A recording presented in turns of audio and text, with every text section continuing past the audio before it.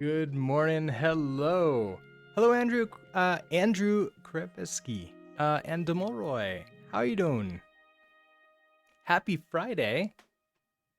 With a 1.72 Rust release, Rust can suggest adding flags to expose some crate feature, such as Serde Derive. I know! I think that's the nicest part of this new release.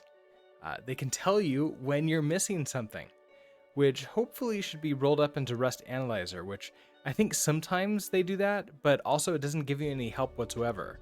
Now that the compiler is sort of like knows about the functions, maybe we'll get like type hints or something, like some kind of hey, autocomplete this function that you don't have access to, but exists.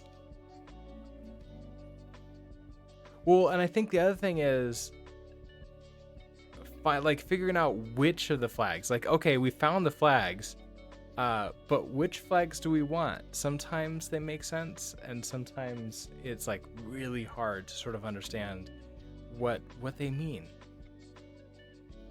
Because the problem is, it's just developers writing variables. That's what all they are, just variable names. And so we could. It's just people. People are the problem.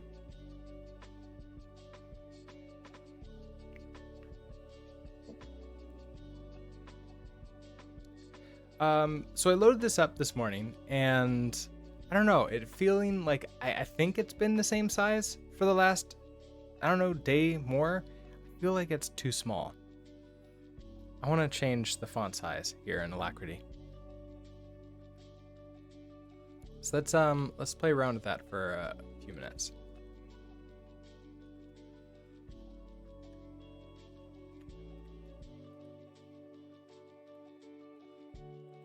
Oh yeah, I've got size 12. That is way too small. But I have no idea, like, oh, I must have changed it on my other profile and I still have this loaded through sync thing. That must be it. That's the only thing I can think of. And it finally ran again.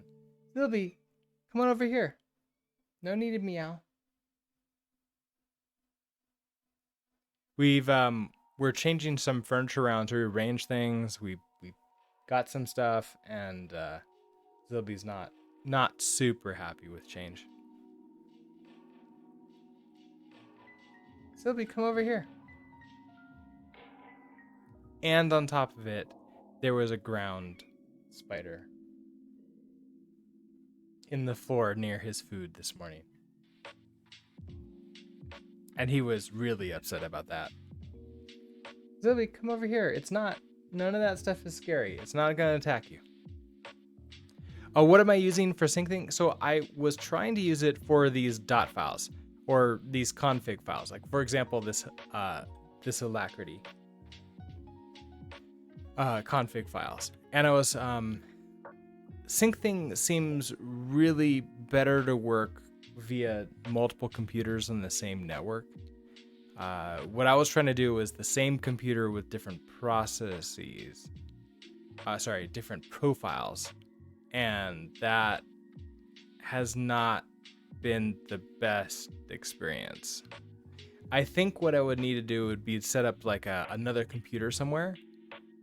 Oh, yeah, sorry. Sync thing. It's literally the name of a tool. It's this one. Right here.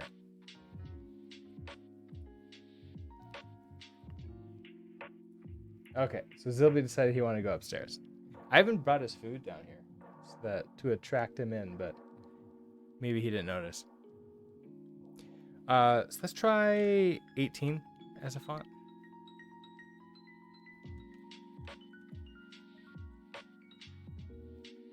How is this? Is this too big, too small? Not enough? Just right?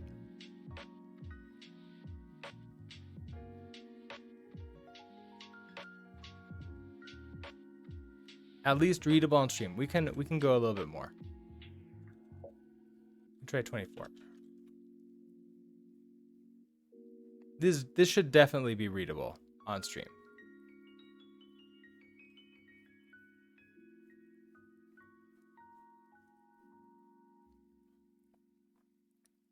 Whether or not it's readable on mobile, I don't. This might be good enough for that. So we can keep it here. Yeah, I feel like it's not been good enough for the last couple days, and I just didn't notice. I don't know when that changed. But all right.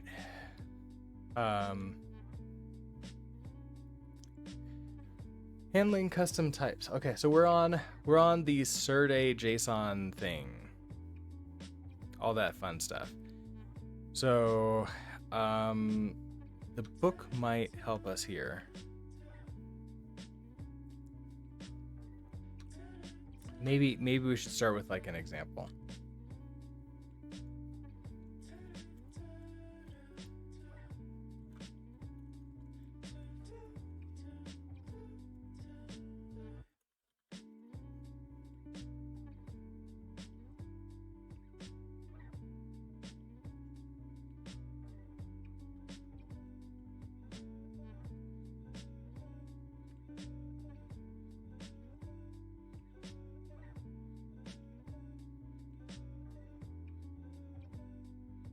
There's also a cookbook with some interesting examples. Is it? I saw that there was some examples in the actual like Serday book. Are you talking about that one, or is there a different cookbook?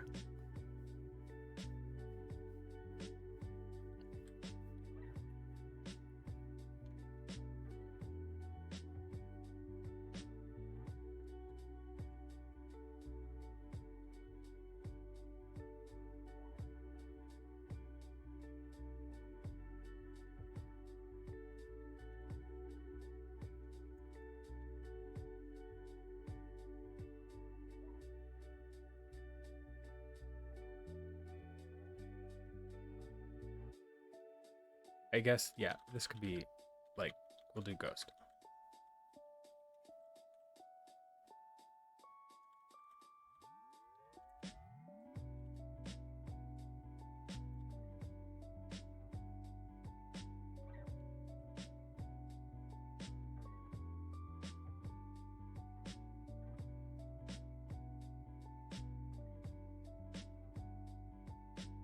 I don't really care about this part. Let's just do name and then we'll do color.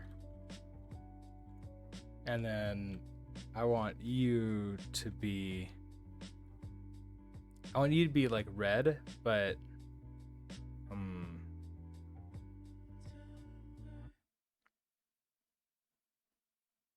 it's like the thing is like even if I still do like R, G, and B here, that would work. That would work.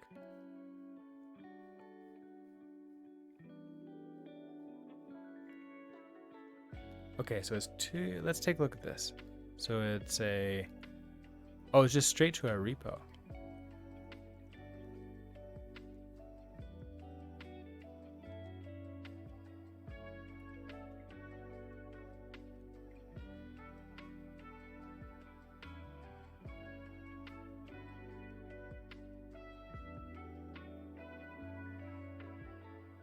Oh, so it's a Rust cookbook.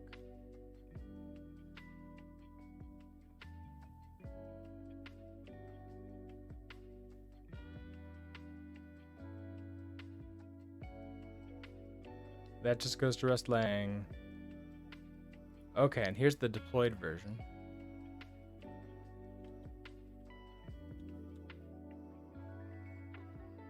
Yeah, no, totally makes sense. That's a good way to link it. And I found it. So time developmental debugging. There's encoding.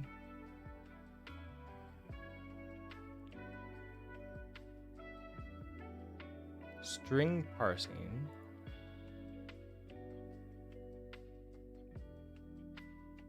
I don't think that's what, yeah, that's not what.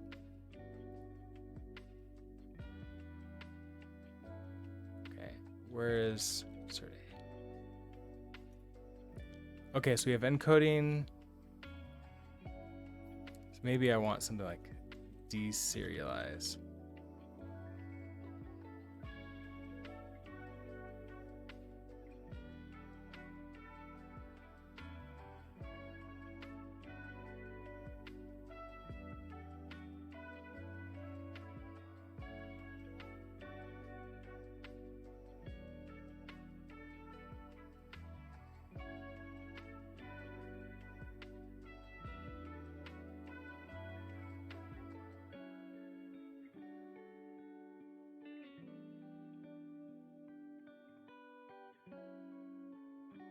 I see examples like this all the time.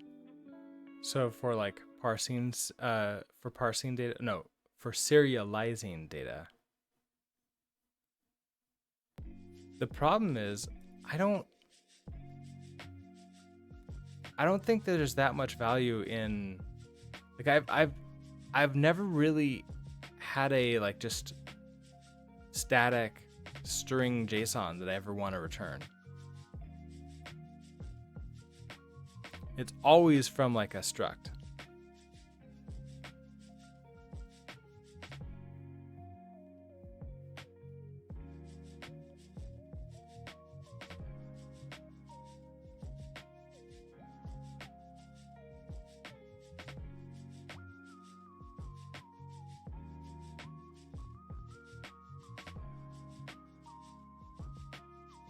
Yeah. I keep on hoping that I find like good examples that like have, okay, like imagine if this had a an actual struct out here with this information in it. So we create it from the struct. So then we give it like random, so you can imagine, okay, I'm gonna give it random data. Because like with this one is like, okay, what if the user ID changes? What if we want to set this to be something else? This is a static string. That's not gonna do good. And I can't remember in static strings like this. I don't think we can take in variables, right? Yeah. Okay. So there's that. What about?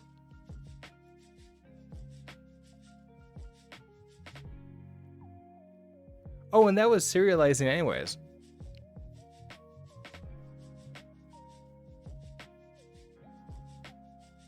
Oh no, that was deserializing because it was deserializing a static string that was created as JSON. Okay, got it. So they basically serialized it and then deserialized it right away from itself. Okay, so for unstructured JSON.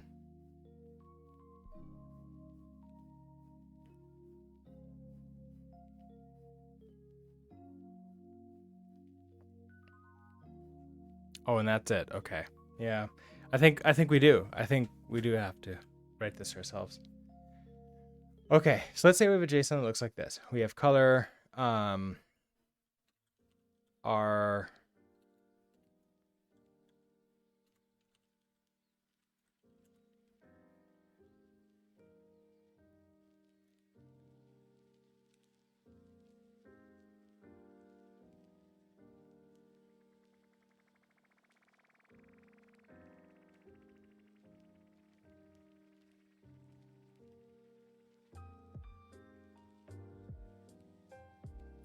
oh, and I want to turn this into a color, maybe like a tuples. Oh, okay, that's what I want to do then. We want to do.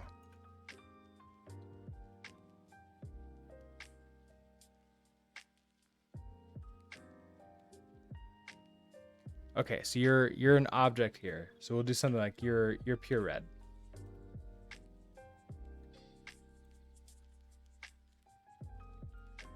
Okay, so let's say we have a JSON that looks like this.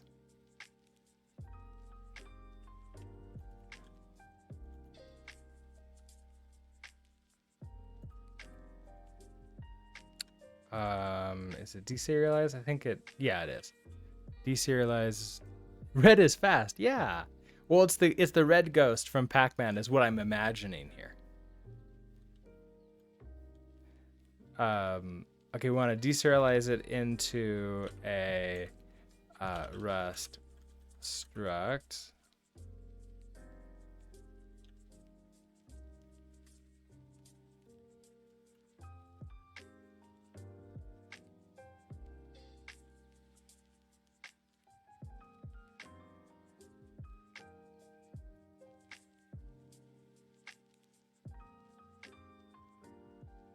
Okay, so we're gonna have struct.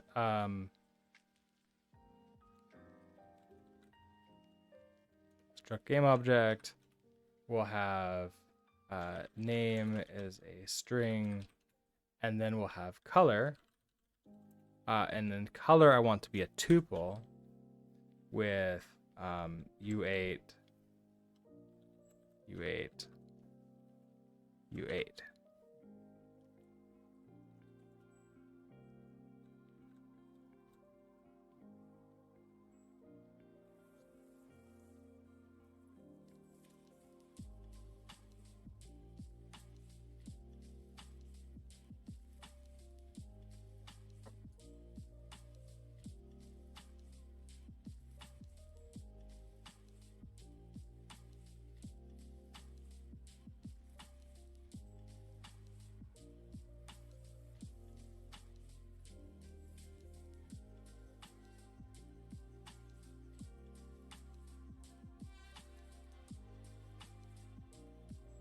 Let's throw in the derives in here because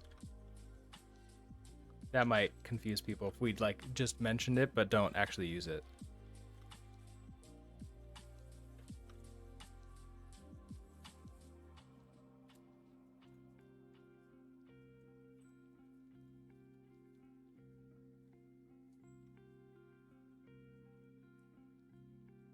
Can I like, oh, I was hoping like maybe it can give me type completion, auto completion, but no, it won't.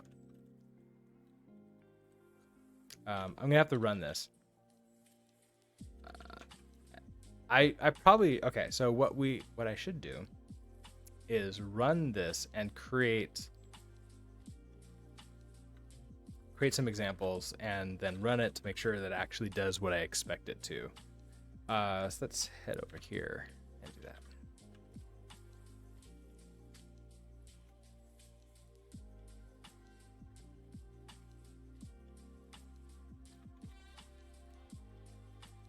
And let's update to that latest version that just dropped.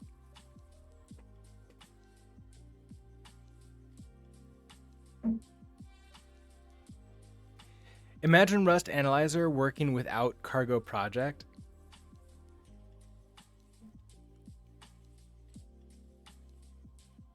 I mean, I could put a cargo.toml here, right?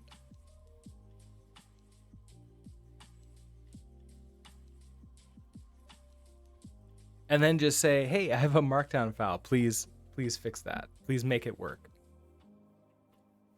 But Rust Analyzer, I don't even believe works in the doc comments, which in a Rust project, which is unfortunate.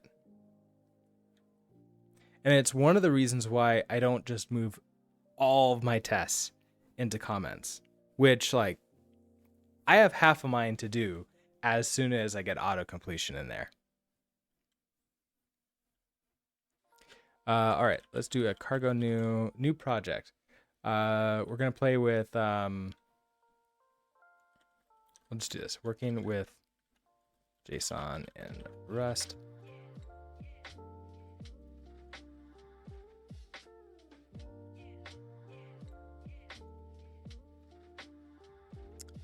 We can head into main. Okay, so we have a couple things here. So first of all, we have this static string. So this is maybe, you know, following along with that not great example, but here I'm really I want to focus on this side. So static string is okay. So we're going to convert. Okay, so we're going to have a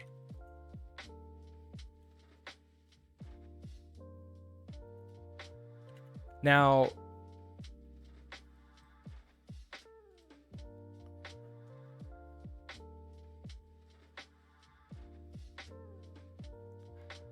How do we want to do this? I want to say cargo add. Okay, so let's add.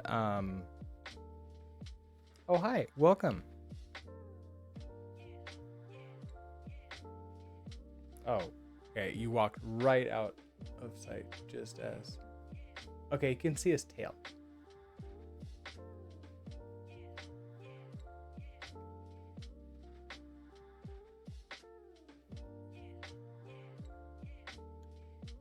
Oh, like the Pokemon's API or something? Yeah, I know I can, but I want to write out so at least you can see this thing being created. What I could potentially do though, and what might be better, is we'll create a file. So let's touch so like game, we'll do ghost.json.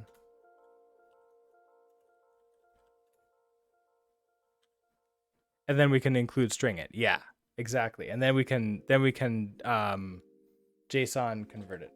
Sylvie, you want to hang out with us? Not under the table over there?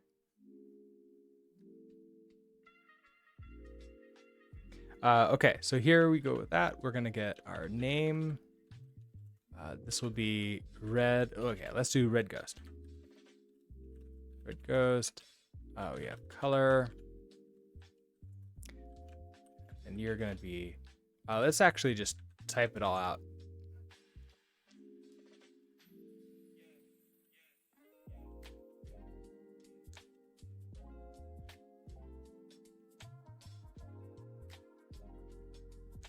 Okay, so we have that. Now I want in main to bring that in. So we're going to do include string happens at compile time, right? So I can do this as a const. I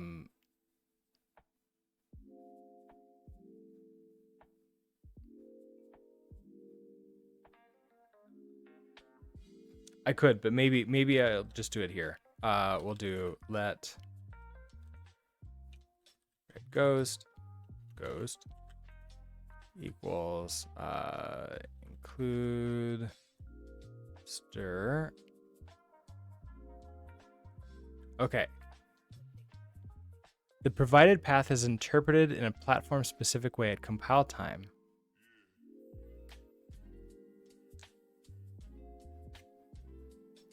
And it will pull in a static string, and you can't have a static string without it being in compile time.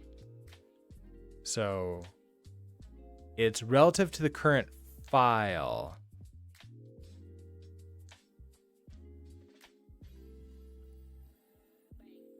Okay, so then I want to go back, and this is because it's main.rs, and we put this outside, so it'll be back, and then ghost.json.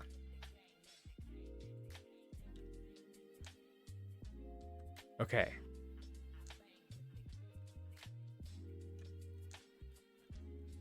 Yeah, it is nice, isn't it? Because like, if I change this, if I do some like ghosts, it should yell at me, right? Yeah. Which is super nice. Okay, so we have our red ghost. All right, well, I'll turn Zilbicam off until he shows up. He comes out of the desk, out from under the desk. All right, so we have a red ghost. Now I want to turn this in. Okay, so if I have you, let's why is it yelling on that? That's a good question. Let me save it to make sure.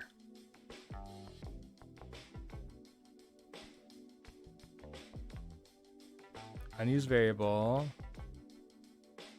Expected semicolon.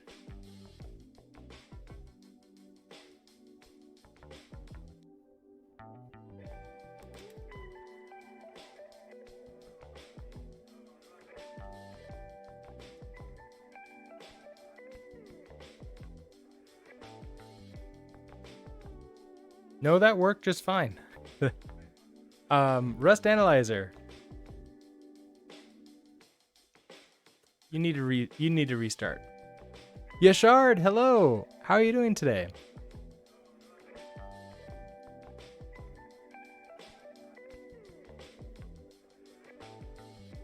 Okay, now it's happy. So I don't know why I was yelling at this open here. I guess like I must have made some changes and then it just freaked out the LSP, and so then I needed to restart it. It happens every once in a while. It happens on VS Code too a lot. Okay, so let's say we have a JSON that looks like this. So let's copy and start this over.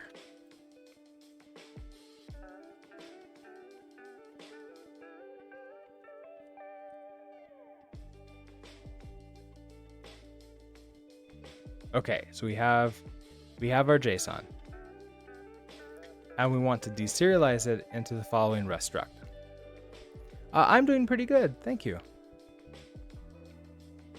It's great that it's a Friday. Fridays are always amazing.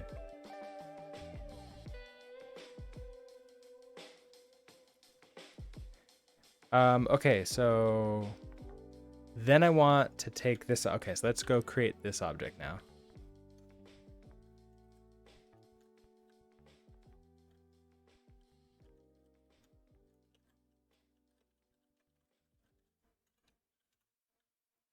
So I have a name, you're going to be a string, and then we have a color, and I want my color to be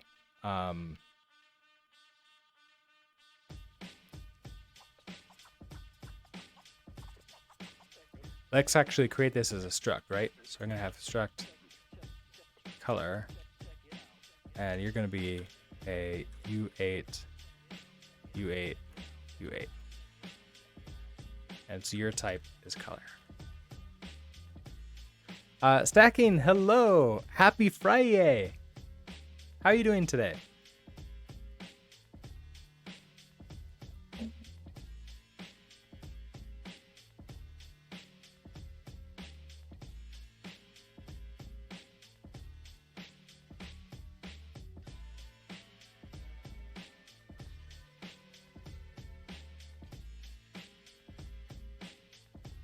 Oh, and I forgot. I probably do want to, for this,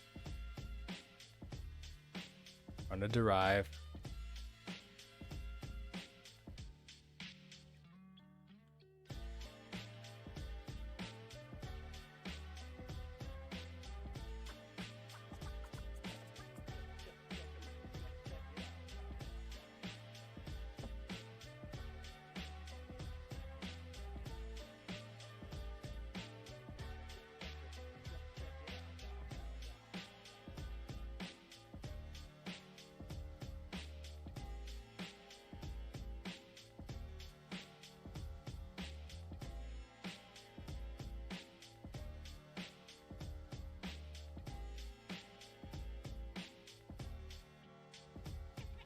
Okay, so we have a JSON that looks like this, and we want to deserialize it into the following Rust struct, which is going to look like this. So let's pull in these two things.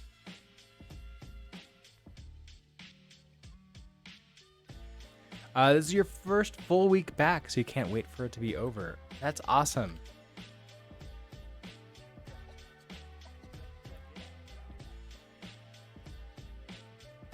So everything's sort of like back to normal, as it were.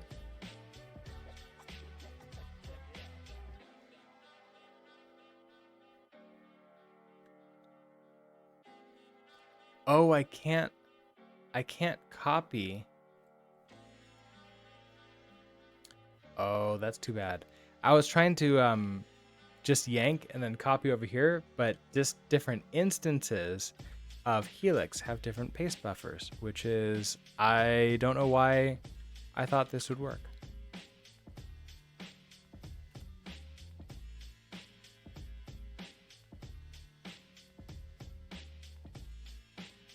Until October, when you get the surgery all over again. Well, which is, time is moving so fast. It's yeah.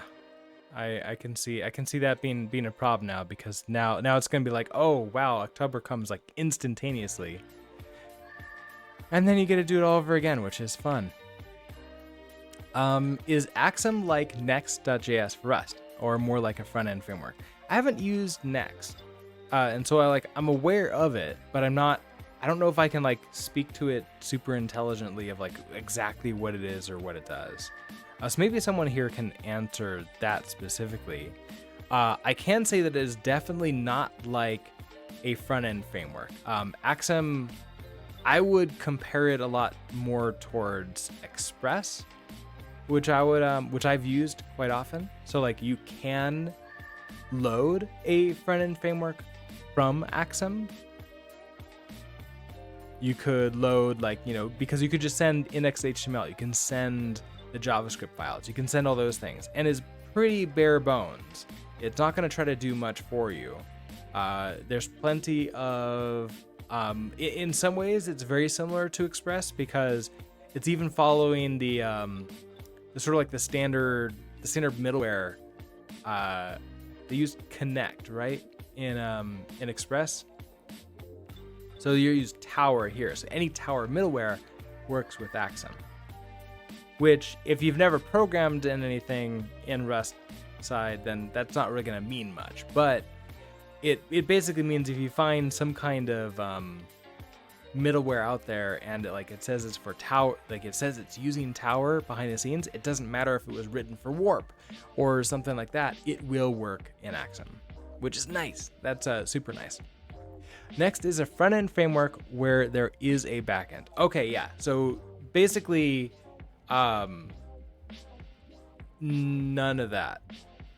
It's a backend. So basically, it's a very bare bones backend for whatever you want it to be. Leptos is looking a lot like Next.js if you're using server stuff. I've heard of that.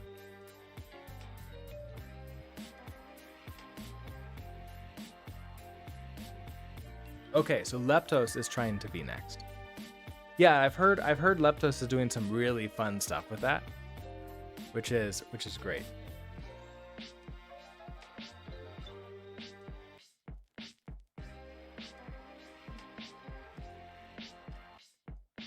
You saw this on the internet, so you assume wrongly it's like Next. Axum is a web application framework that focuses on ergonomics and modularity.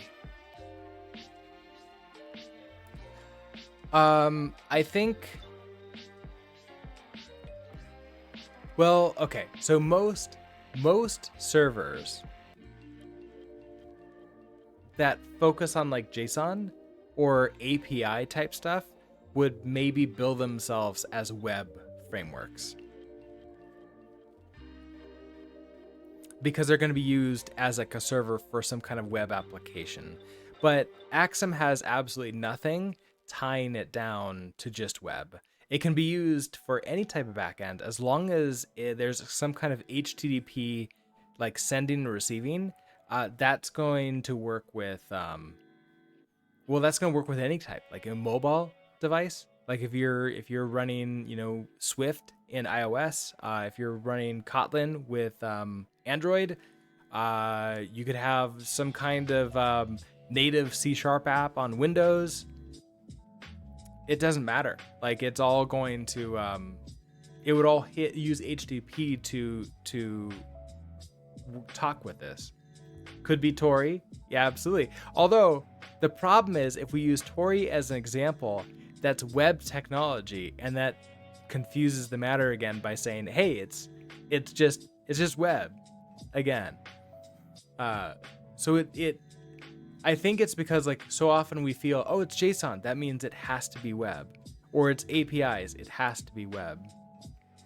That's actually one of the reasons why we're seeing more and more logic move into the backend, is because it's not just web.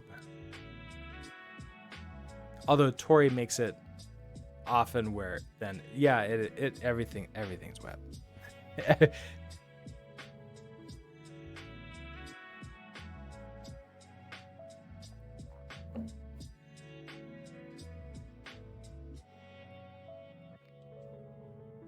Okay, I wanted to borrow this.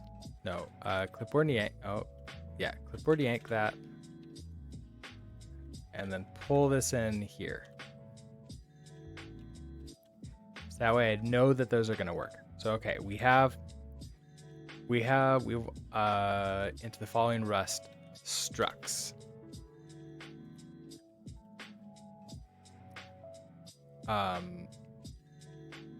So we're going to come down here and say,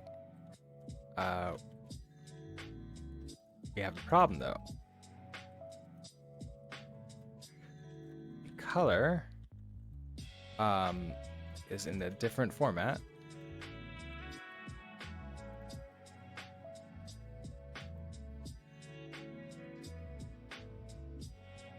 I guess like the color in a struct.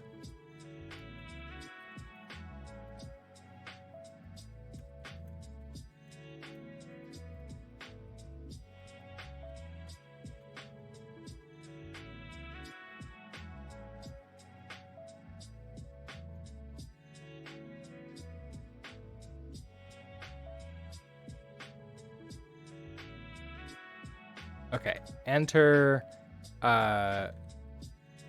custom.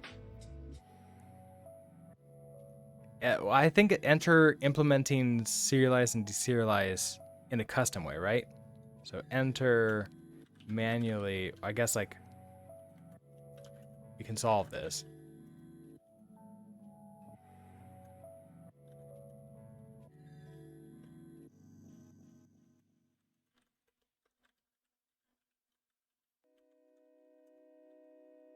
Well, no, because like that's not the case too. We don't have to manually implement serialize and deserialize, don't we? Wait, space Y makes the main keyboard? Oh, I had no idea. Okay, hold on. I want to try this. So let's take this. So I do space. I'll join and yank selections to the keyboard. Yank mains. Okay, so what's the difference? Join and yank selection. Oh, because I could do multiple sections. Yank main selection, which I don't know how it knows which is the main if I have multiple. Okay, that's really cool. So I can do that. Oh, nice. I have not noticed that at all. Thank you, Andrew. Stacking, you'll put your money in the next 5 years. We're all going back to handlebars as the SSR, and we're using. How do you pronounce that? I always sort of in my mind was going like, it's hate OS, because we hate it. But no. I always just felt that was such a strange acronym to end up using. Pika, hello. How are you doing today? Hello, Mr. Rust course thing. Yeah, we're gonna get more generic over time, right? Until eventually just like, hello, Mr. And then it's just like a generic variable. And then you'll just need lifetimes or traits to lock me down.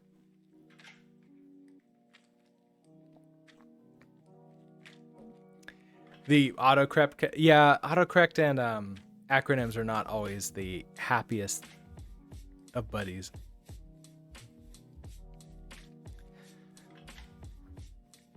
You're currently stressed because you have no idea how to set up game management panels on Oracle Cloud.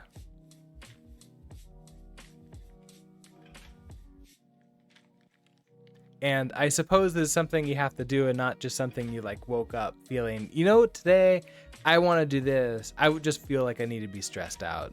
So let's implement something I don't know.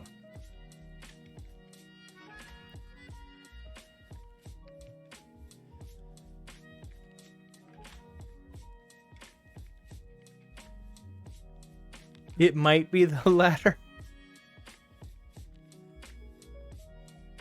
I mean, in that case, is there a deadline? I guess that's the next question, right? If there's no deadline, then it can go back to not being quite as stressful, maybe?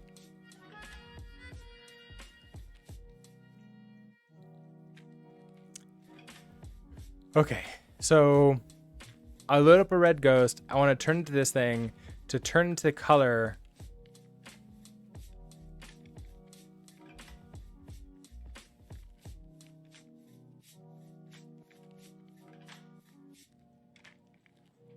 Okay, so there is a deadline. The deadline is immediately, and DNS propagation time. Yeah, that's a thing. When I do testing, or like I'm not really sure if there's gonna be a lot of changes that I have to make to something, I do tend to set the DNS update timeout. I forget what the setting is, to be fairly small, like 10 minutes or something like that, and then later on I'll go back and change it to like 24 hours or whatever I feel like. Usually for work they're willing to pay for 1 hour. Also, you just bought the domain. Okay, so that doesn't help too. We need to specify color parsing. You can swap red and blue in JSON and it would change parsed value. Right, yeah. So what I want to do is, okay. So I do need to do this manually, don't I? Because we don't know what the order is. Because like Rust, yeah, it doesn't know what to do for this. I think that's what it is. So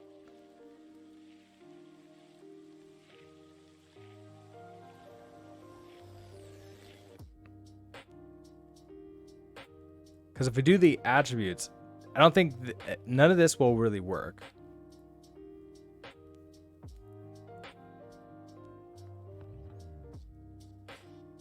Like rename won't work.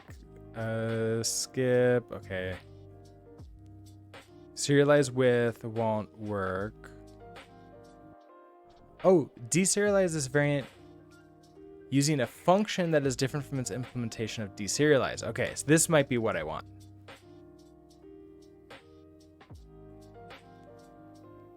Serialize with and...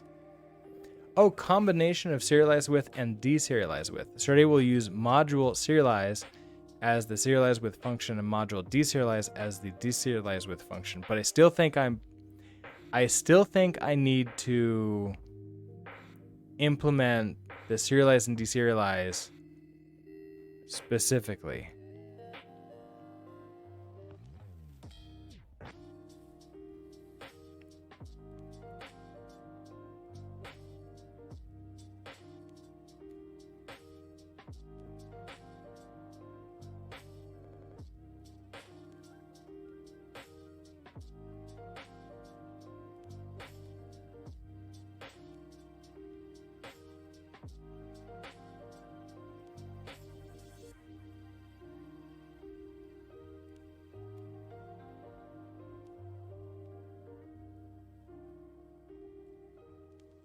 And then, okay, custom serialization here. All right, provides reasonable default. And then we have all these to sort of change that behavior. You can use array in JSON if you want to parse in tuple.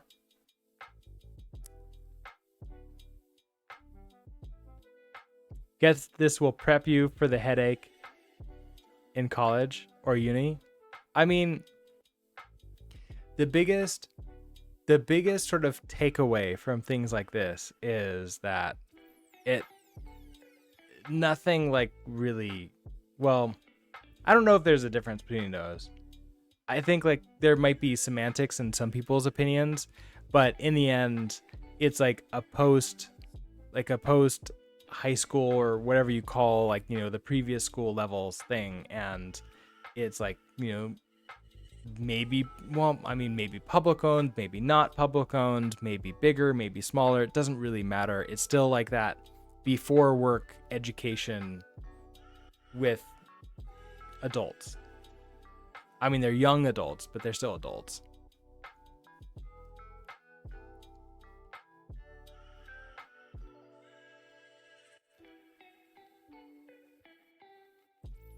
Yeah, and that's the big thing, is that I don't want to change it.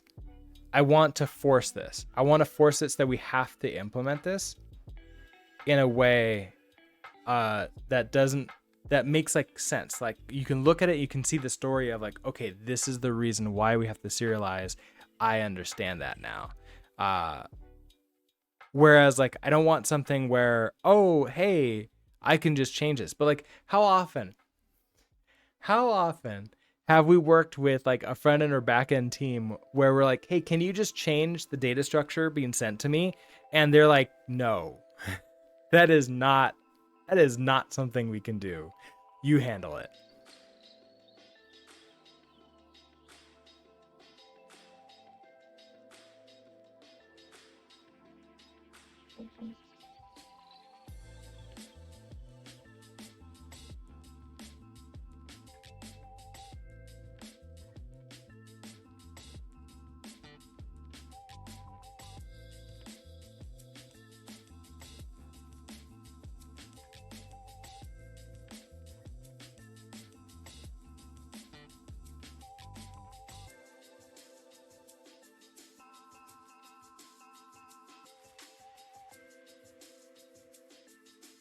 Yeah, so most likely you need to turn it into like some kind of thing like this.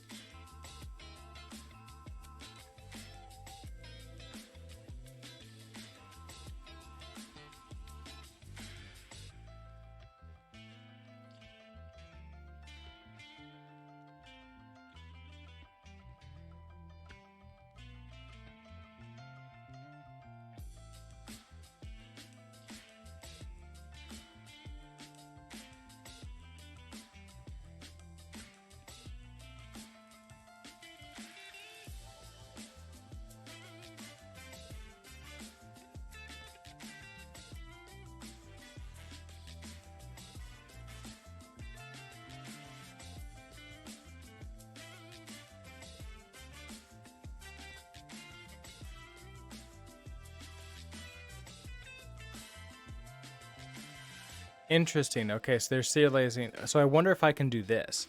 Like this is almost exactly. So basically, what I'm doing is I'm taking some of the examples that they have, but I'm making it. So you have to do the conversion. You have to do this for it to make sense in sort of like a real world case. And I don't know how many of us were there when I created a project which did have a color.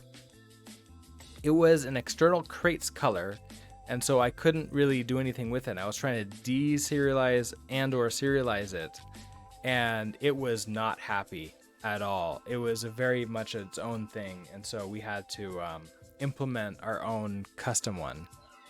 Now I just need to remember how we did that.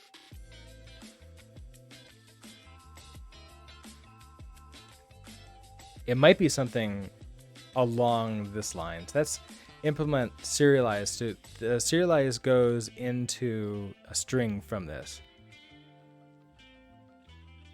I get an issue about this. Let's take a look.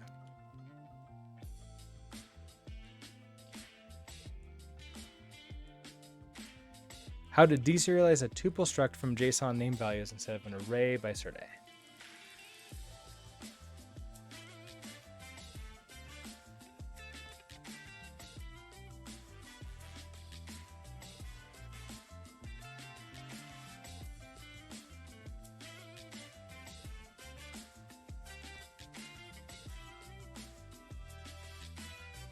Use a separate private helper struct to implement serialize and deserialize. Okay, yeah, this is what I'm thinking. Oh, but it's going to be, okay, so a helper struct, so a private struct.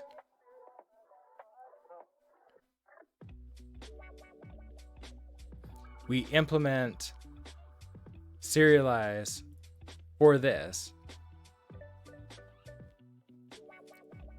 Takes itself in a serializer S,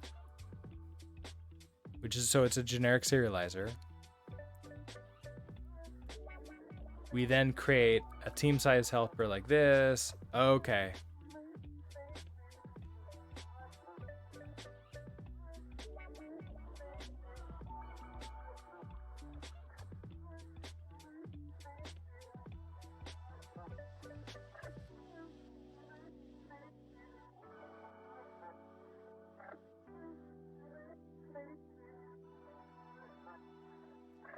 And then, oh, and so then it maps it in deserialize. It maps it to the thing that you want from team size. Oh no, from, okay, so for teams, okay, so it turns into team size helper, I think.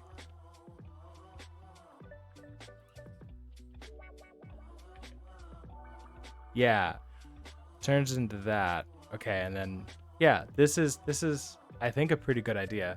Let's try implementing this ourselves. So what we would need then is a struct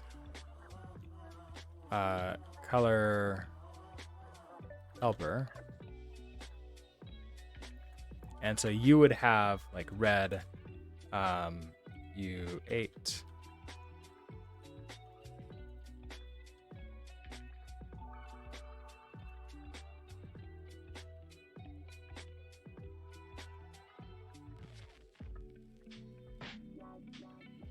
So we're going to implement serialize for color helper. But it's not just implementing it. Okay, so we impl. No, so it implements serialize and deserialize for that. Okay, so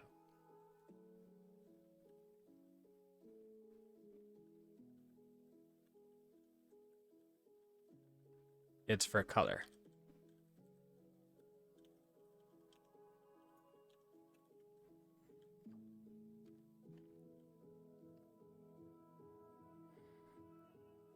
So we implement it for this thing here. Okay, so let's function serialize S.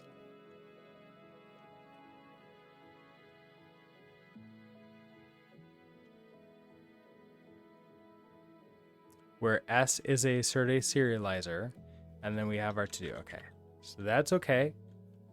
Rust Analyzer isn't yelling at us yet. And with this, we're going to return a team size helper. So for team size, we still return a team size helper for this. So because that's what we want out of here, right? So like when we're serializing into JSON, we want it to turn into this type of color, which is that one. This is going to be color helper.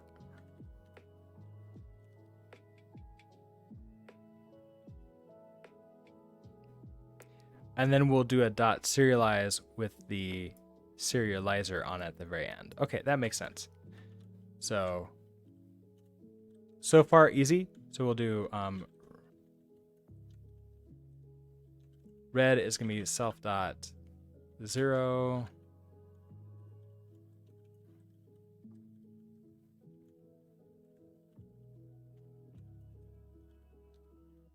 Okay.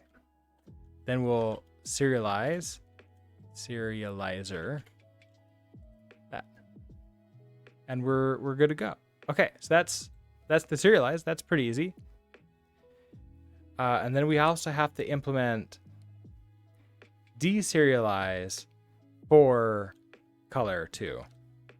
This one is going to have to include some lifetimes, it looks like.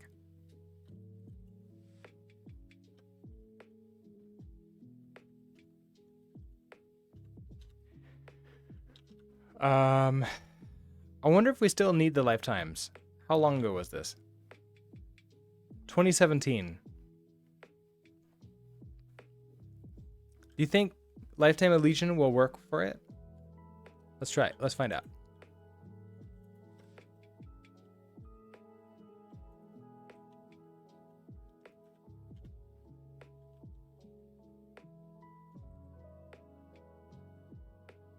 Explicit deleted lifetime not allowed here. Expected a lifetime parameter. Okay, so we're putting it on both of these things. So we want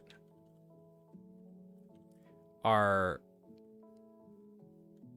now they're recommending like deserialize. I don't know if it matters.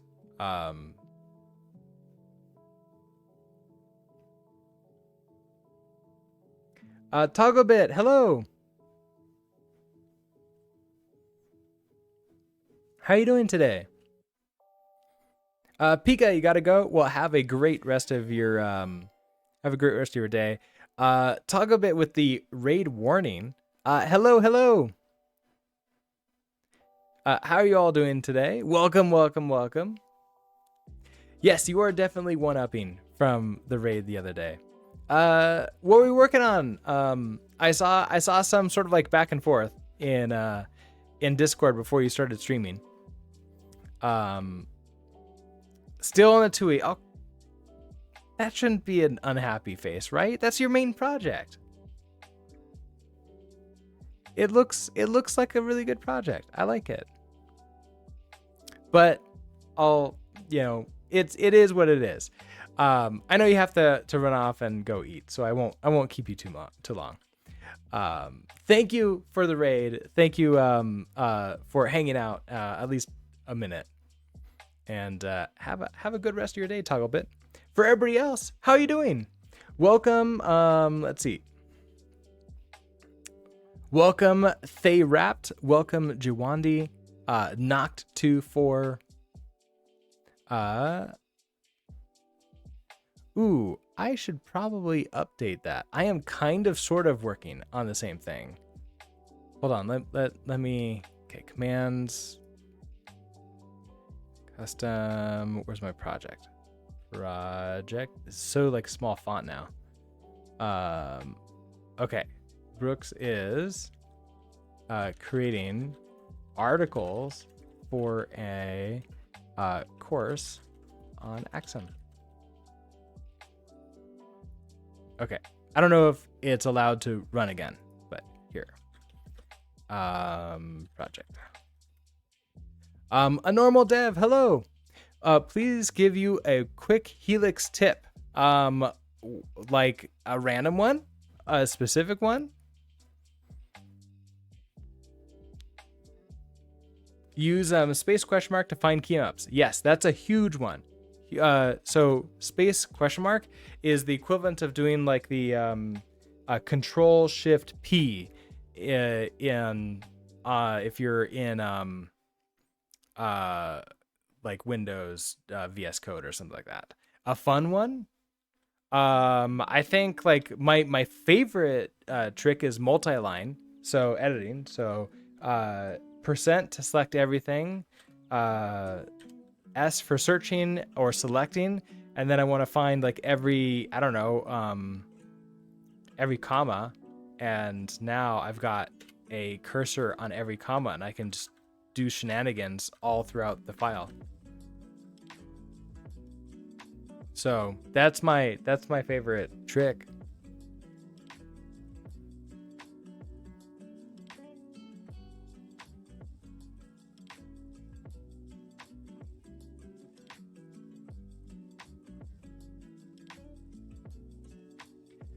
All right, everybody, we are working on a course for Axum, and I am currently writing articles for this. We have I have a whole bunch of articles to write, sort of like planning out. And then as soon as we sort of like finish writing an article, we create a video for it that was going to go on. That's going to go into the actual course. And so like every single sort of like article or lesson is going to be a mixture of a article that you read and a YouTube video, and that way you can do one or the other or both, and it's sort of a thingy. You can copy every comma from file using space Y. That's true. Then you can copy every file. You can copy every comma then really easily. Plugin system and scripting will be a game changer for Helix. Yeah. Yeah. Absolutely. I can't wait until they have a plugin system, because then people are going to start making plugins and it's going to be huge. And we need that. We need that so much. Because otherwise I end up having to use a lot of other things with Helix instead of just using Helix. Okay. Yeah. So right now we're working on this, working with JSON. And so obviously that's Serde. For those of us who know Rust, and I'm writing an article. Now, some of this I'm sending them to the Serde book. So like, for example, hey, you want to like, here's how to do serialization and deserialization. Just like go read that section of the book and then come back. But for this one, like handling custom types, I'm not super happy with what the book has on that. So I feel like I want to have my own section here. So we're writing that right now, and to make sure that I write it correctly and not just like a complete mess and disaster, we're implementing that in a playground over here. I'm gonna pull the code that we'd sort of like work on into the article, and then we'll probably send them back to the book and say, hey, now you have enough context to actually understand what's going on over there. Go take a look. It's fun. We promise. So I'm trying to force a problem here. I've actually run into this problem before, which is we have a game object JSON. That's what this looks like. I'm sort of like thinking of the a ghost in Pac-Man. So we want to the ghost in Pac-Man has a name and it has a color, and it's going to come in because the team that like makes the design for this is decided that it's an object. However, the team that is doing the Rust has decided to represent this as a tuple in a struct, which that is not easy to sort of have, a deserialized and serialized just automatically work.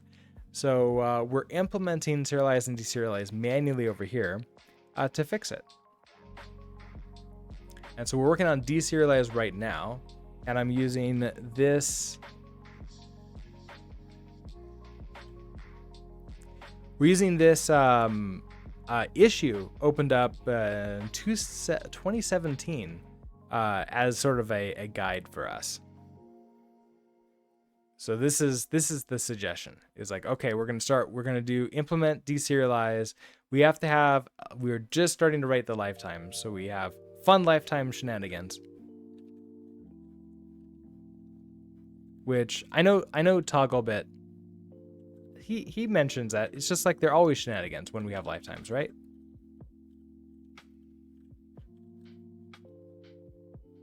And I'm curious for all of you. Do you write out the full, like a full name for your lifetimes, or do you keep it like one letter or somewhere in between?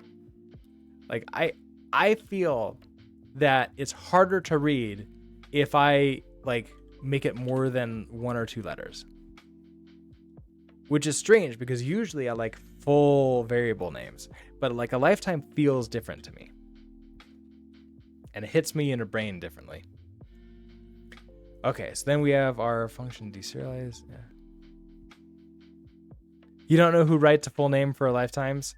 Yeah, I don't know anybody, but like sometimes I feel like, oh, it's like one letter. One letter isn't good, right? It feels strange to me.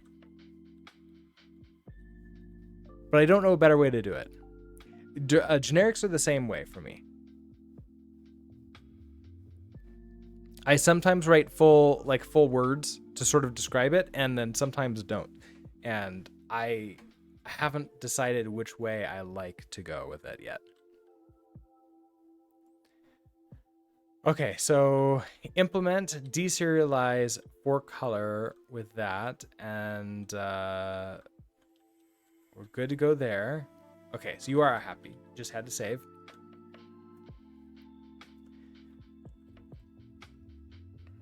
Okay, so where we're locking down this generic deserializer to something that implements deserializer.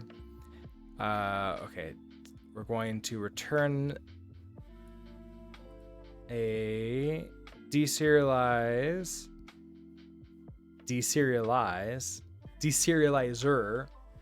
okay, and then map, and then we take it from that,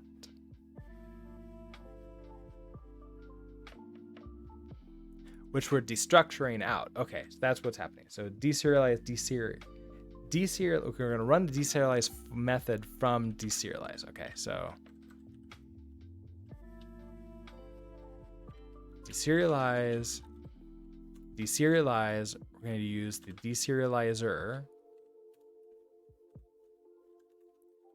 We're going to map. And then I need to I need to basically take this. So we're creating a color helper out. So we need to take the color helper out.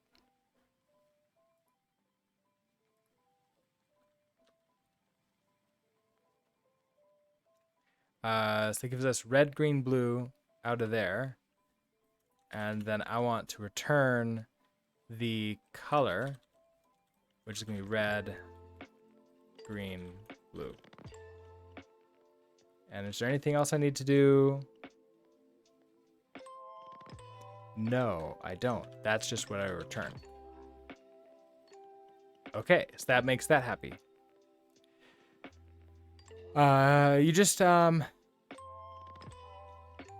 You just realized earlier this week, Serde is a play on serialize deserialization.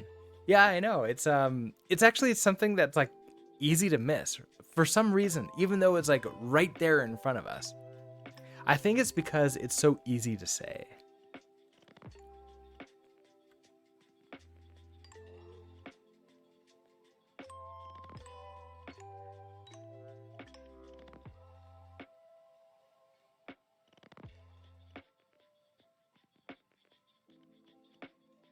Well, I mean, like it's very similar. So like other words that have like done the same thing to my brain, like modem.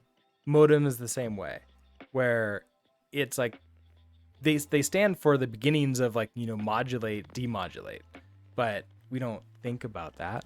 It's just like, oh, it's just Serde. It's just a word now. Okay, so I've implemented you. So we pull in our red ghost. Our red ghost is a file. So I can bat ghost to JSON. This is what that looks like.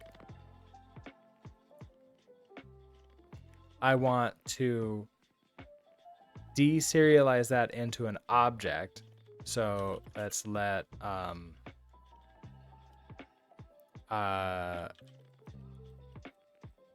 let's call this like red ghost string. So then this will be red ghost equals, do I need to use JSON. I need to pull in JSON, don't I?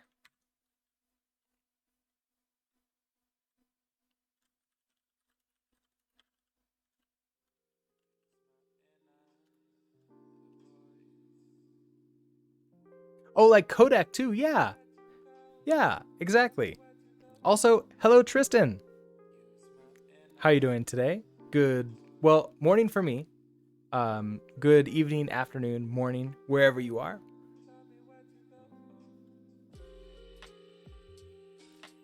All right, so I need to LSP restart you.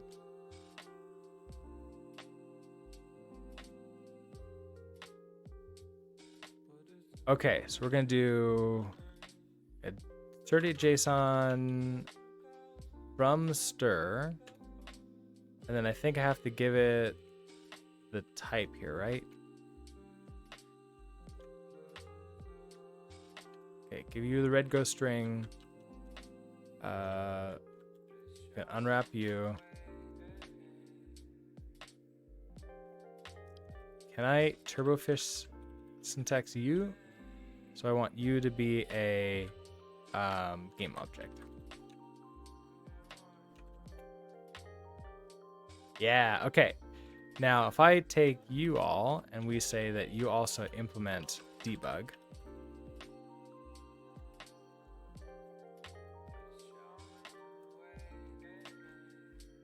then I think I can say, let's debug red ghost.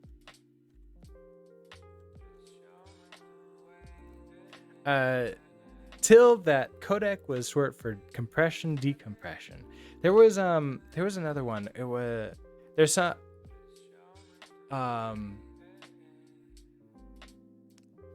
like malloc dialloc, I think. Malloc and is it dialloc? I think were the same way, but I think that's more obvious. Because they don't like feel good, I don't think, when we say it. Whereas like codec, modem, serde, it feels good. Like it feels like it'd just be a word on its own.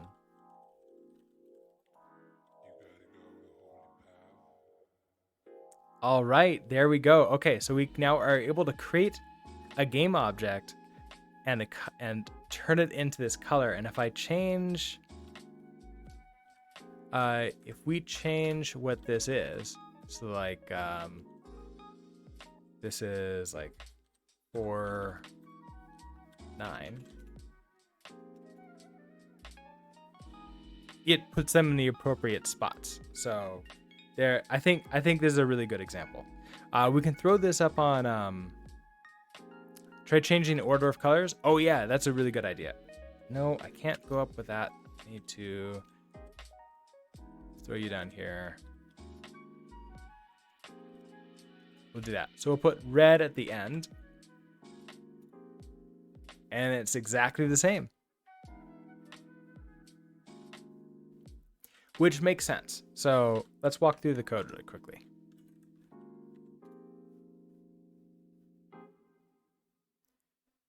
So when I deserialize on color,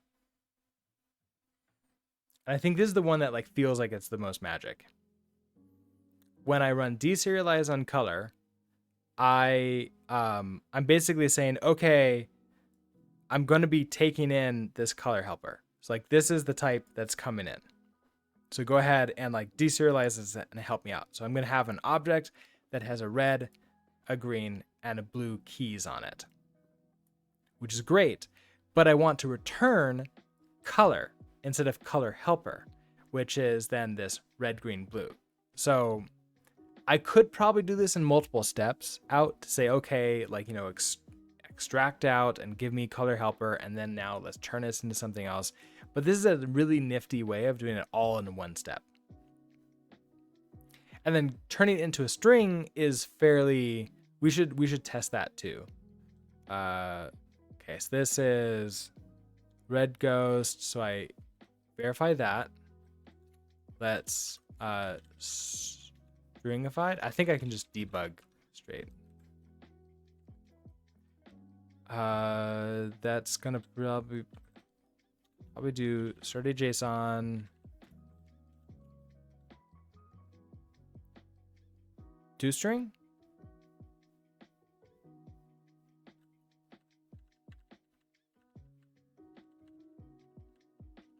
toString. And we're gonna pass it red ghost.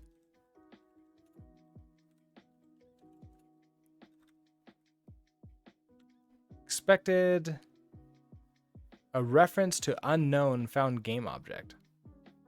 Oh yeah, I don't want to give ownership of that.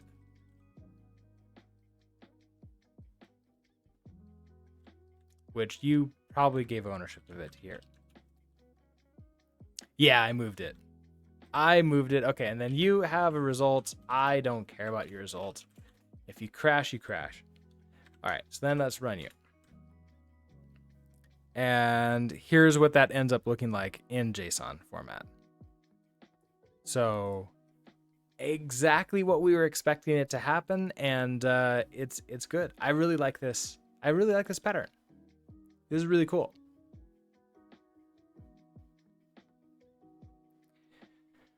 All right, so these articles are in Markdown, so it's just like an actual, just normal article that we're writing. All right, so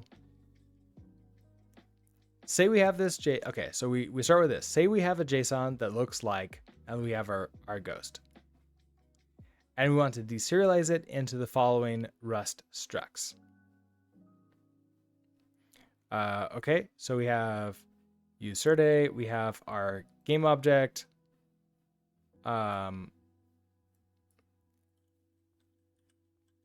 Let's not include those right now. These are just what I want to turn it into, right? We have a problem though. The color in a struct is a different format from the color in a JSON.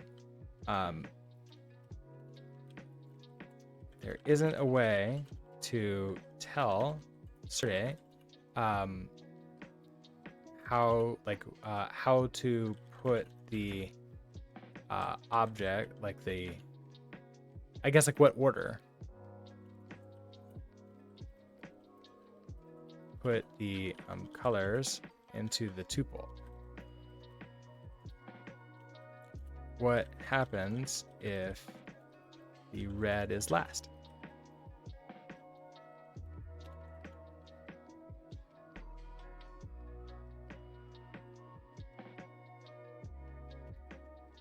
So then it's okay. So the answer is to create a helper struct and implement serialize and deserialize manually on on color.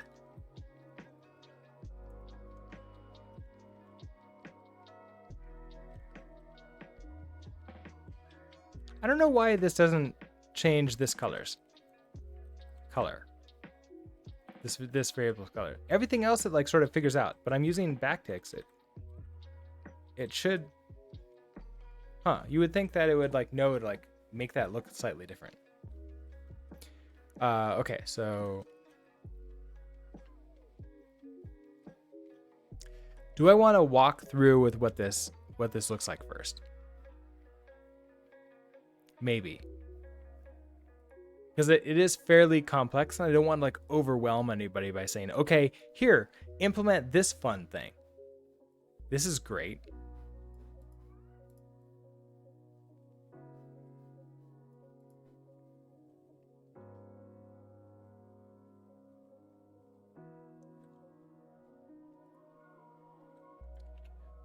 Okay, so we could start with serialize then, right? Okay, so we have Rust. So we're going to start with our struct, which we can just go grab.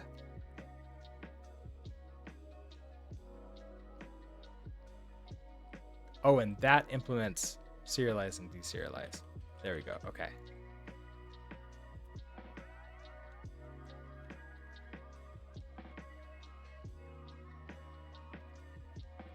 Which I probably want to pull in the use with this. Maybe I don't need to do that. Okay, so the answer is to create a helper struct and implement serialize and deserialize manually on the color struct.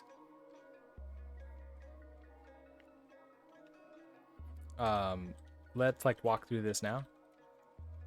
Let's walk through this step by step. So we'll do first, like 1. I don't think that's going to work out very well on Markdown. So like step 1 almost. Step 1. Create a helper struct. And implement, I guess like just create a helper struct.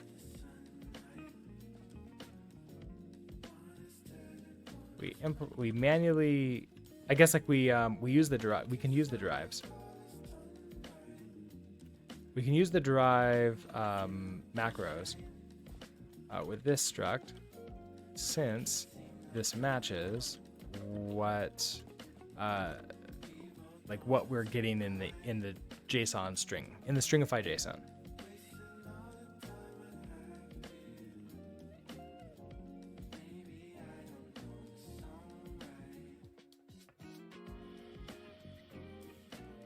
Okay, there's that. Step 2. I want to now implement serialize for color.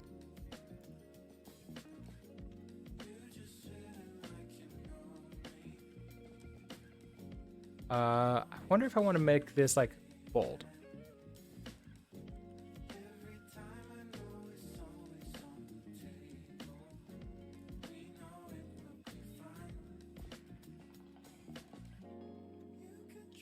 I guess it wrapped around the that return too, which is not exactly what I wanted. Okay, so let's.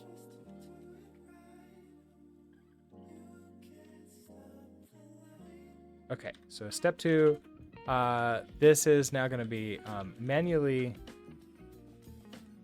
implement serialize on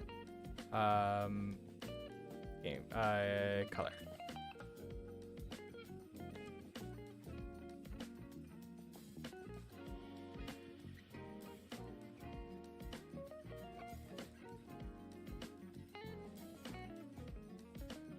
I had this already highlighted, didn't I?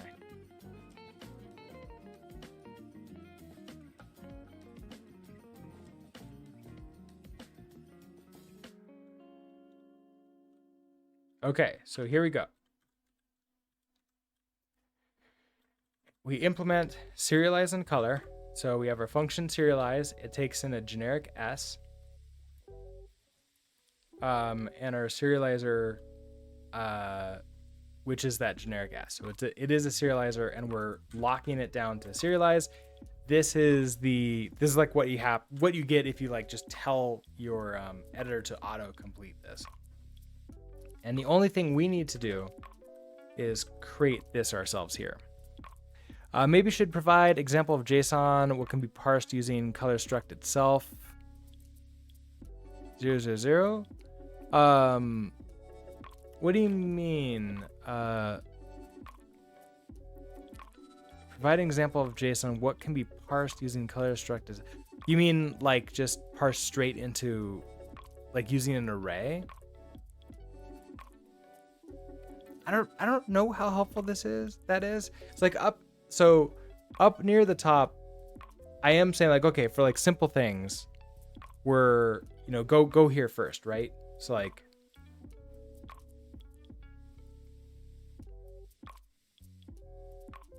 I mean, I could even add that in here. We can just say like, okay, age, we can even prep for this by saying like, okay, this is gonna be color, and we'll do like, U8, U8, U8,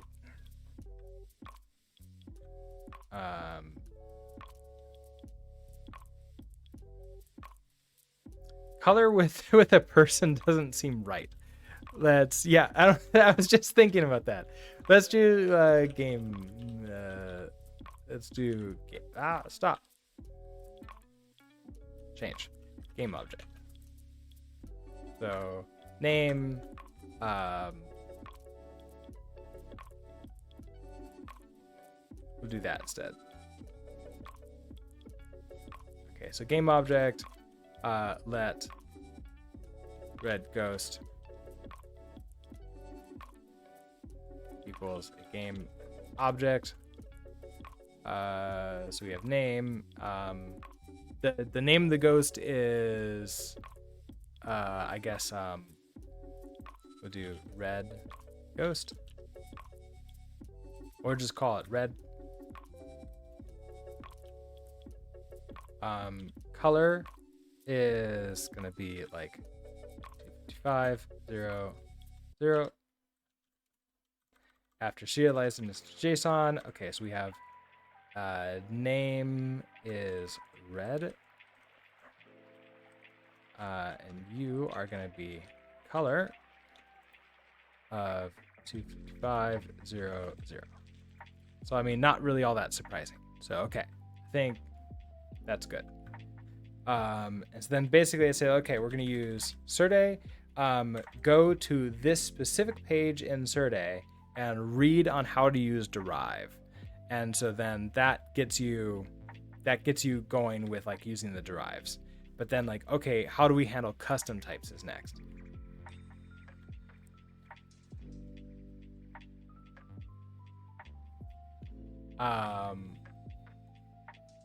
Which example? Oh, the play. Well, I mean, I was gonna just say play around with a. Like, I wasn't gonna say like a specific thing. I think that's gonna be fine, right? Because I'm not gonna say like this is like any, like it matches the examples above, right? It's just gonna be like, hey, just play around with serializing a Rust struct. It doesn't have to be that one, right? I think it's okay.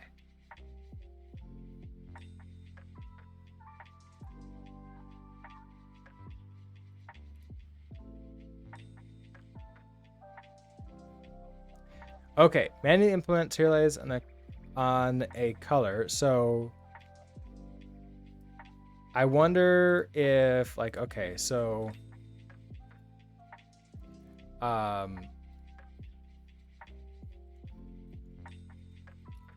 when we I think I need to break this out into two steps here. So when we implement, okay, so when we start in our editor,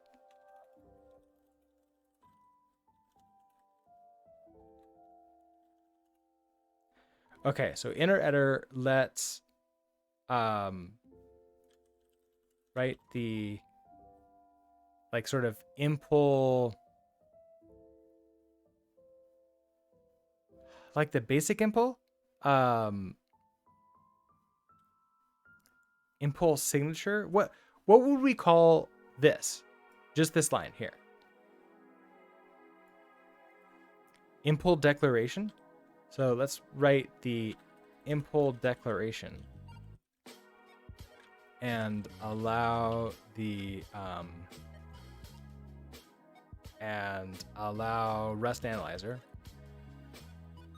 to auto complete, like auto create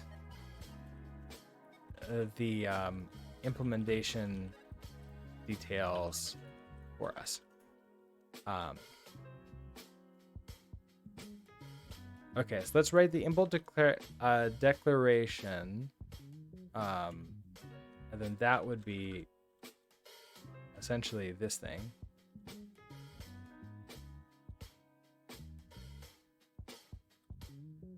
Which that, okay.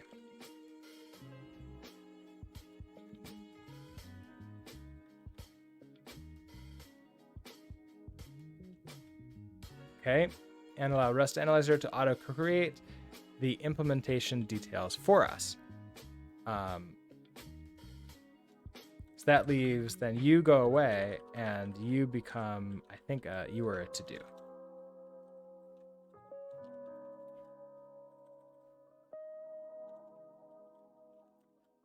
So next,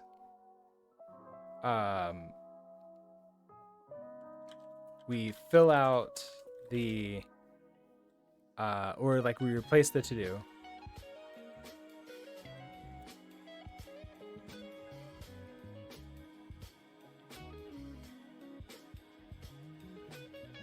Okay, we replace the to-do macro with, I guess like this was with creating the color helper. So with a definition, with a declaration. Okay, we replace the to-do macro. We're going to create an instance of the color helper, since this is what is represented in the JSON, Okay, so then I want to take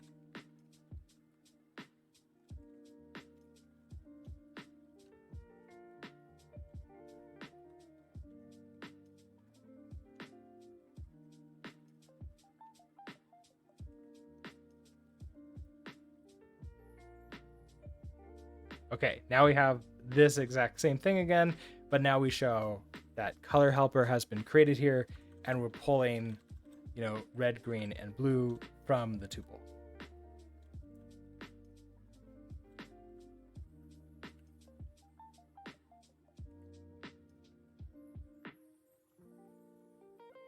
Remember that that since we're pulling, I guess like since we're implementing serialize on color, we have access to the red, green, and blue values, or like I guess like since we're implementing serialize in color, the colors are in a tuple available on self as self.0, etc.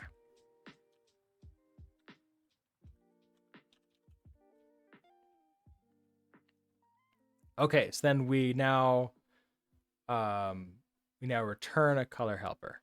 So at this point, when we serialize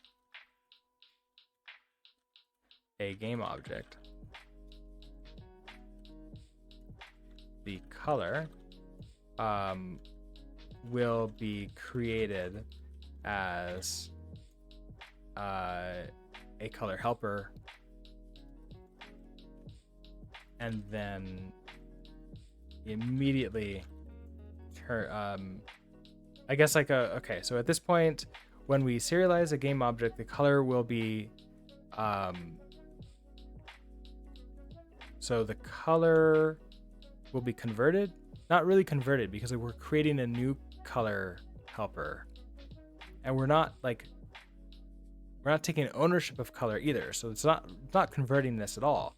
It's just creating a new instance of color helper. So at this point, when we serialize a game object, a color helper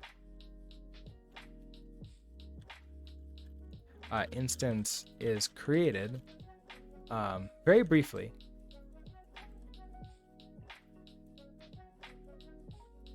as part of the serialization process.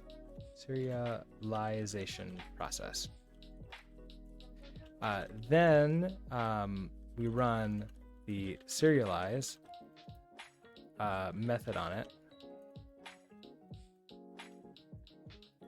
and it turns into the stringified JSON. So, or it turns into the JSON.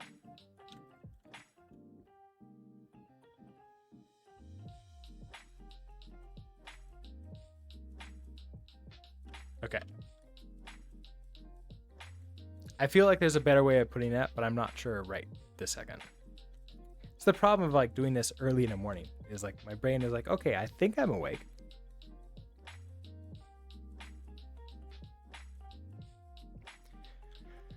Now that's the easy one.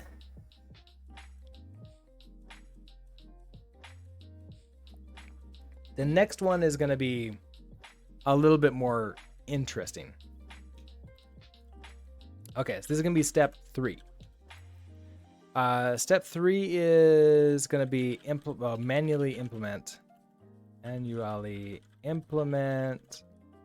deserialize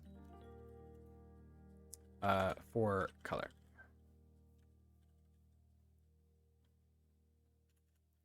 Okay.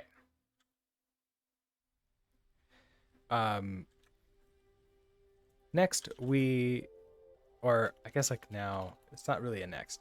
What did I write here? So same exact thing. In our editor, let's write the impl declaration for deserialize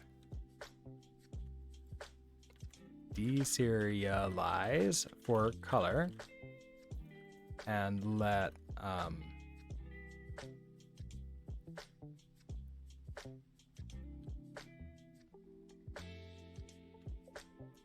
I kind of want this to be like its own thing. So maybe let's break this out too. So in our editor, let's write the impl declaration impl declaration. Well, actually this isn't too bad. I'll just copy that and paste it down here. Nope, not that one. That one. In our editor, let's write the impl declaration impl deserialize for color, and allow Rust Analyzer to auto-create the implementation details for us. However, we're immediately going to get some, or I guess like, okay, we're going to start with this. So if I remember correctly, we don't get the DEs, right? I want to try this again.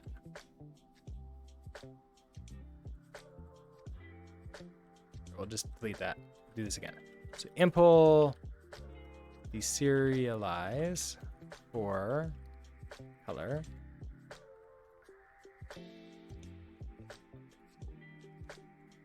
Okay, so it has this lifetime right there. It has the lifetime there, which is good because we're gonna have to use that. Okay, so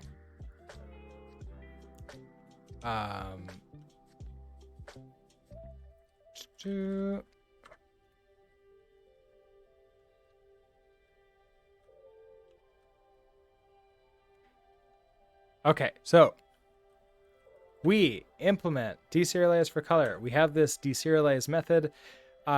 This is all like great. It has a generic D. It's linked. It's locked to using anything that implements a deserializer, but now this deserializer has a lifetime. We're immediately, or Rust Analyzer, so Rust Analyzer will immediately become upset with us because a lifetime DE is being used in this implementation. However, we haven't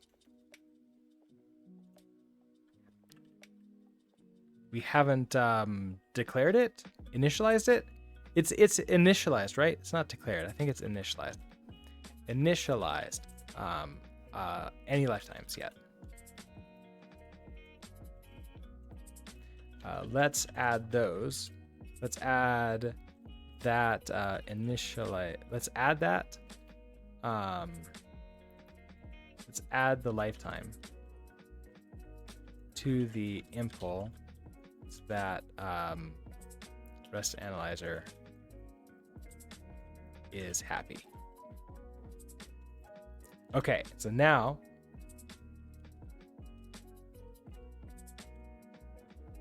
actually, so if I keep you on, I just come down like that.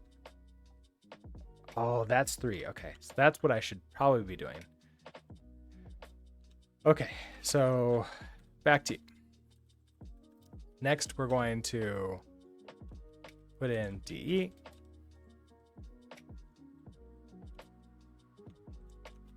Like that. And then we're just happy and everything's, you know, very nice and good. So, yank you. Write a macro to create Rust. I bet I haven't even looked at macros in Helix. I bet we could. All right, let me make sure that's saved. Make sure that's saved. How do I do macros? Okay, record macro and replay macro. Okay, so capital Q and lowercase q.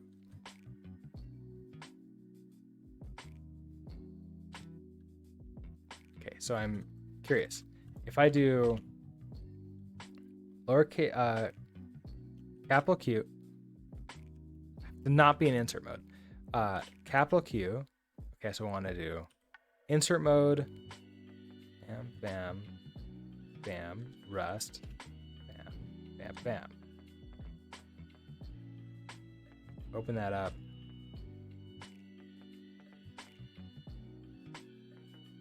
Now, do I want it to be exactly like that? So if I replay that, that puts me right in there. I mean, I think that's fine. Is there a way? How would I make that more permanent? I could put that into a config, I bet. I could put that into the Helix config. And then I can use register so it's not just Q all the time. Yeah. Oh, is it any?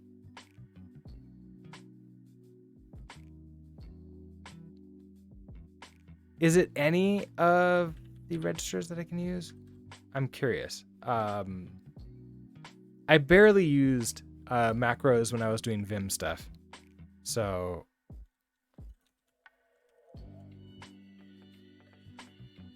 it's just replay macro.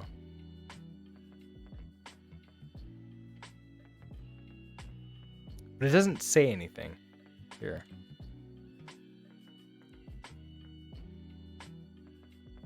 Interesting thing you can do is paste macro, so like quote at p. Interesting. Let's go to Helix. What do you have to say about yourself?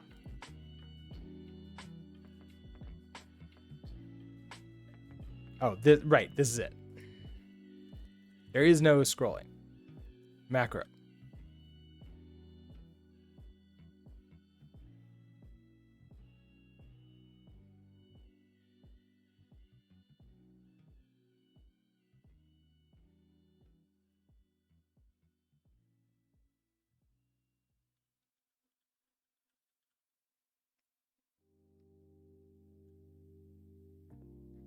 This is all the macro that we've got.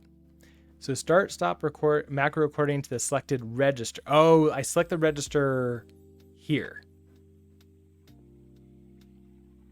How do I select the register without it becoming part of the macro?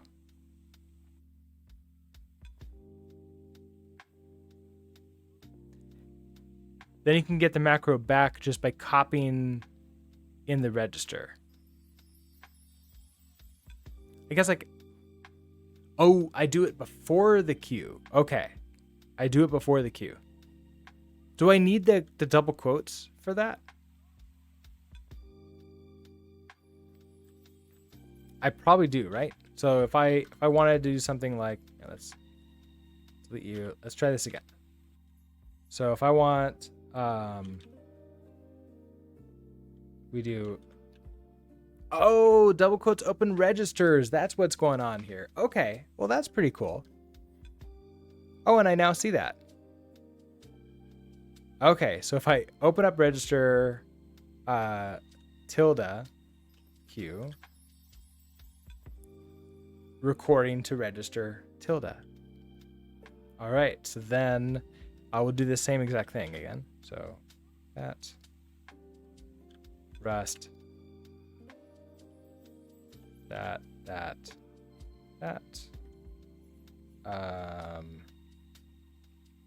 Q, recorded register that.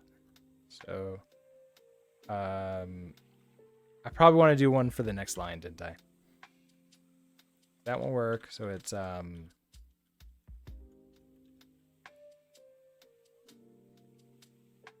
like, yeah, okay. So then it's tilde Q, or do I have to do? Yeah, I think it's just tilde Q then. Macros are just text in registers, so you can paste, modify them, and copy back in registers. Sort of like snippets. We'll have to play around with this to sort of see how I feel about it, because I might want to like do new lines too. So like I could do it from here and not have it freak out. But we'll play with it and figure out something I want to do, and then I can put this in a config, right?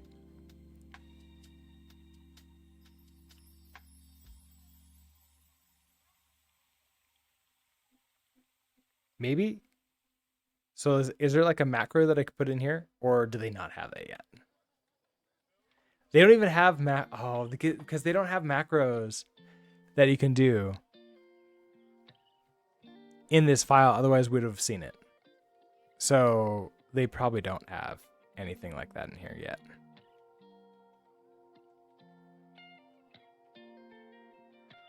That's too bad.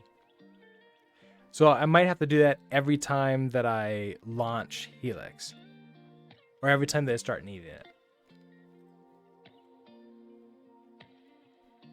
Okay. What were we working on here? Okay, so Rust Analyzer will immediately become upset with us because lifetime DE is being used in this implementation. However, I feel like I need a comma there. However, we haven't initialized any lifetimes yet. Let's add the lifetime to the impl so that Rust Analyzer is happy. I am not being consistent with my capitalization. You can save it in file and copy macro from it by hand and create macro that will restore all macros. Oh, interesting. Okay, so that makes sense. Yeah. Interesting. How do you copy macro from it by hand, like from a file? Is that? Nope, didn't want to do that. Nope, stop. I have record macro. I don't see anything about macro from like a file.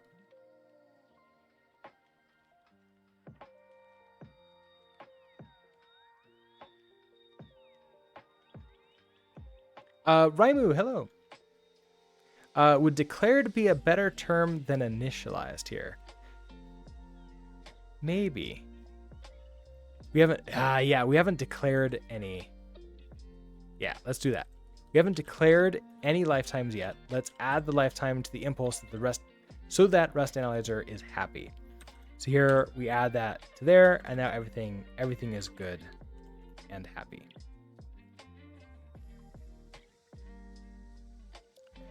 All right, so next up, we're going to say,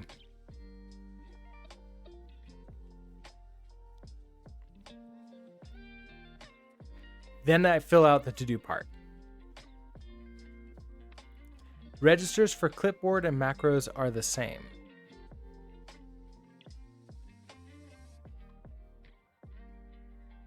So, like the clipboard yank macros are essentially the same. I guess I'm having trouble wrapping my head around that, like understanding what that really means, like user wise, or maybe like just command wise.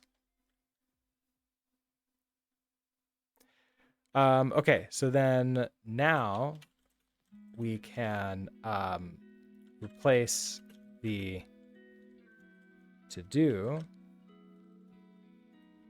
macro with, okay, so what we're gonna do is with the code to this is deserialized, right? So with the code to extract the color helper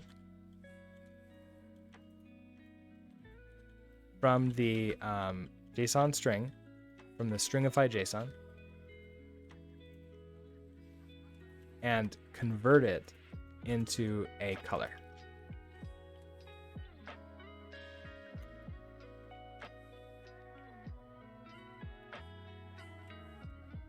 All right, so what does that look like?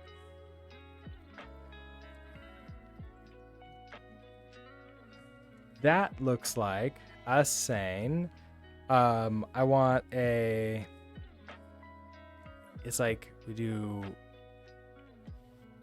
deserialize,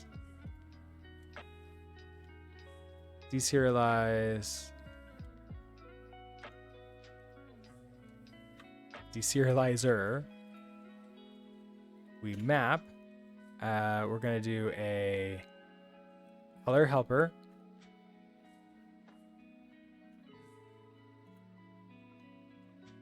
Nope. We do a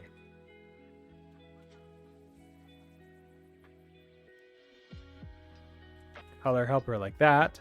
That gives us this red, green, blue. I now want to return a color, red, green, blue. And that's it.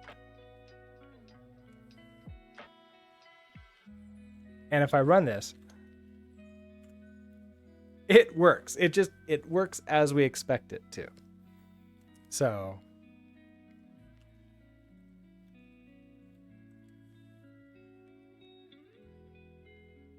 that yanks to that one. I don't want to yank to that.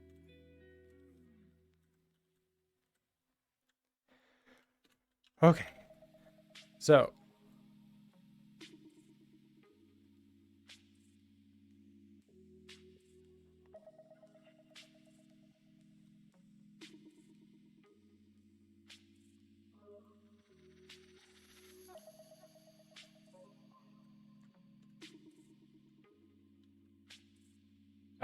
here we're running the deserialize method on the deserialize trait and passing in the serializer.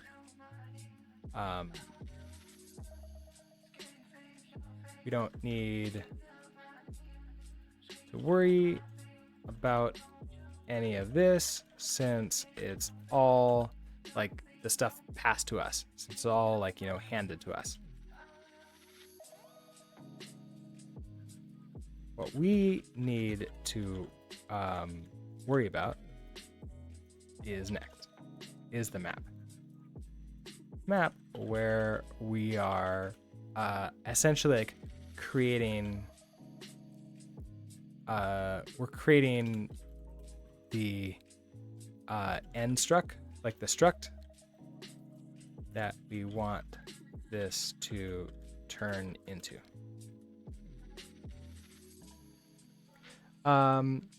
EHS, hello.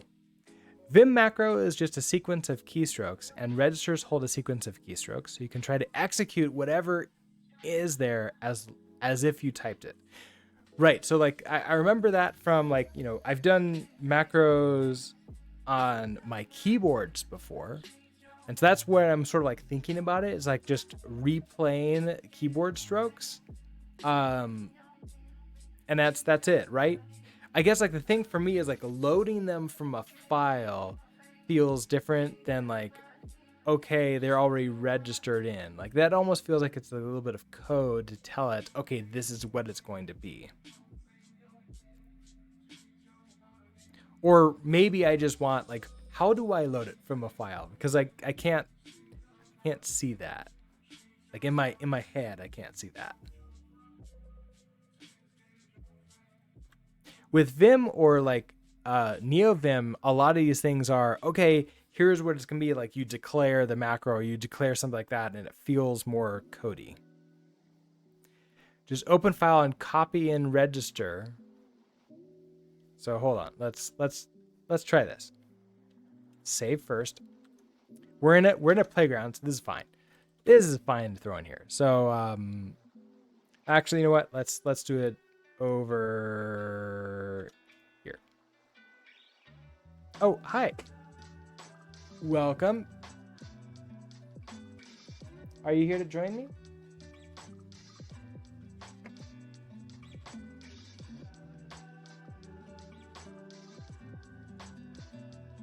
We have our kitty cat. This is Bilby. He's a few years old.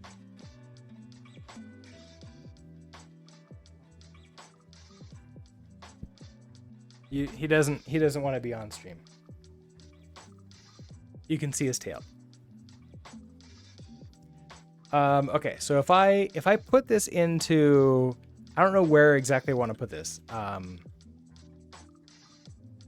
Do I want to put this into like the config area, or like I could create a, so in my home directory, let's create a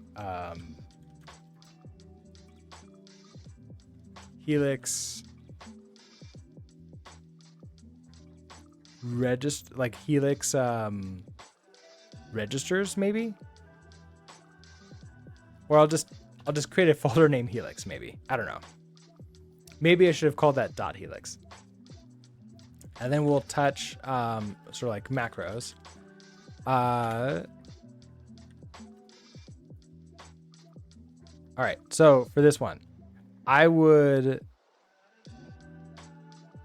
okay, so if I wanted to like register, like create the register again, let's do that. So we're gonna do bam, bam. Nope, that wasn't it. One. That, bam. Nope, that wasn't it.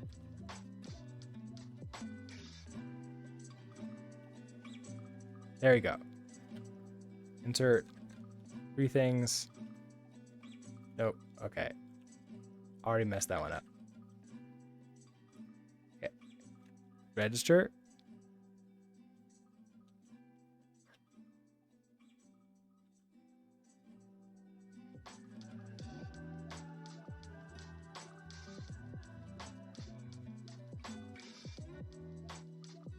Okay. Recording to register.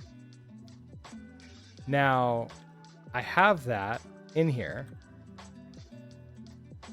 How do I, is it just that? Like, how do I copy this and make it go into the, the disk. So if I do that, or is this it? Okay, so I do register open, tilde to do this, paste it. Oh, okay. There we go. Okay, so I can...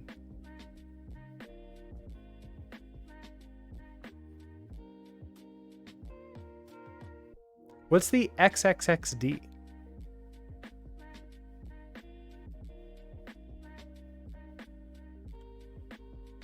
Did it record that too? I didn't mean to record that. So I probably don't want that. Yeah, I don't think I wanted select line. Okay, so if I remove you, okay, so you are insert, put those in. It's like I could even replace this with like a new line, put that in, return,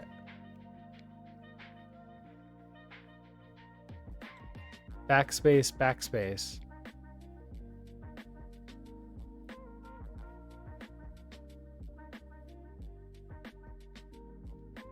That doesn't feel right. This doesn't feel like what I was trying to write. Like I feel it would be more like I did Rust. Return. And then three tabs again. Hold on. I did that again. Escape.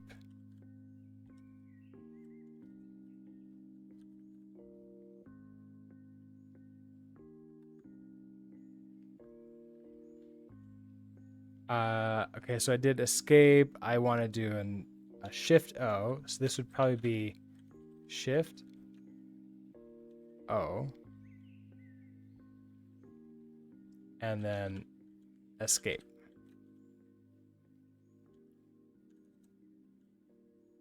Would that be it?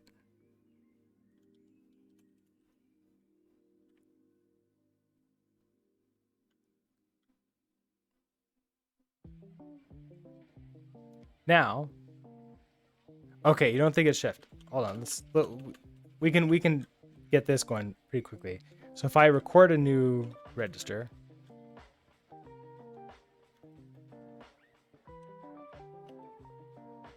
and recording to register that, and I just want shift like that, and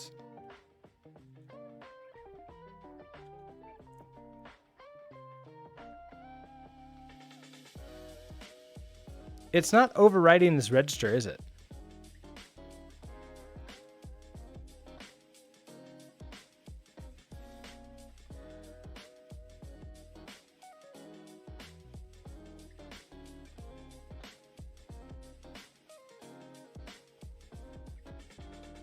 Oh, I don't need the shift because I type a cap. Oh, it's just capital O, so it's a lot simpler.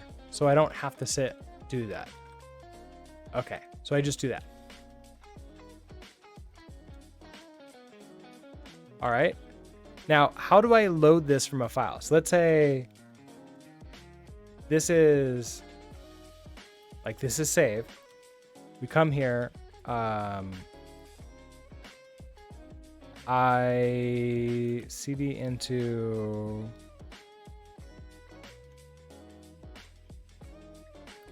where am I? Apparently I have a config and languages here too. I don't know why I have that. That should be in the .config. But okay, whatever. Doesn't matter. Let's now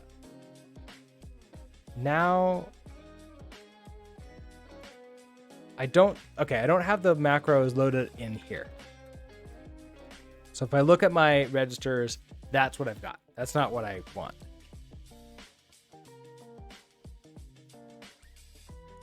Vim can execute shell commands and read the output.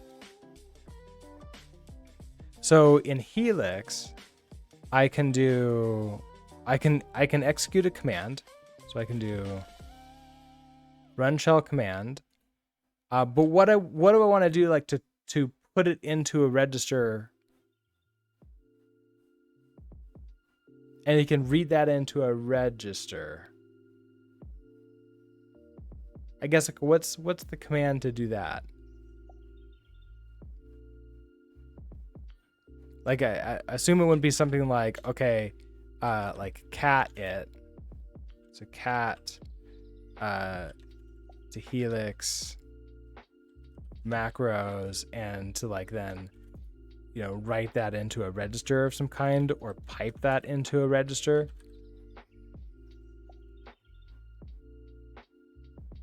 Because if I cat that, that's just all I'm going to get.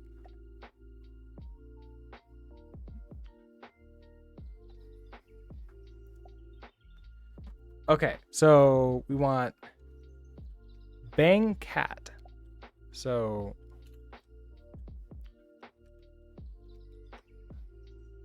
insert output like that. Bang cat.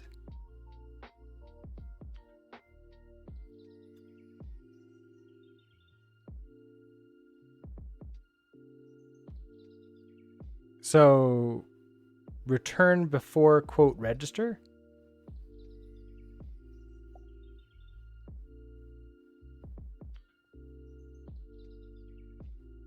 So would this be, I'm gonna cat name of the file. We have quotes with this. Okay, so we're gonna do quote to helix macros. And then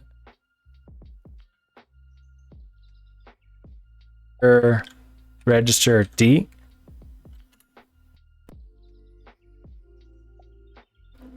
Unexpected end of file.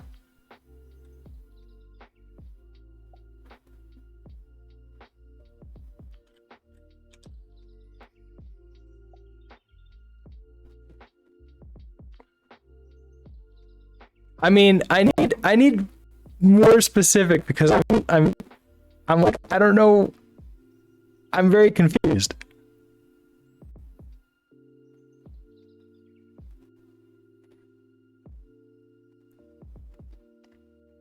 Like a return before register. We're starting with a bang cat, right?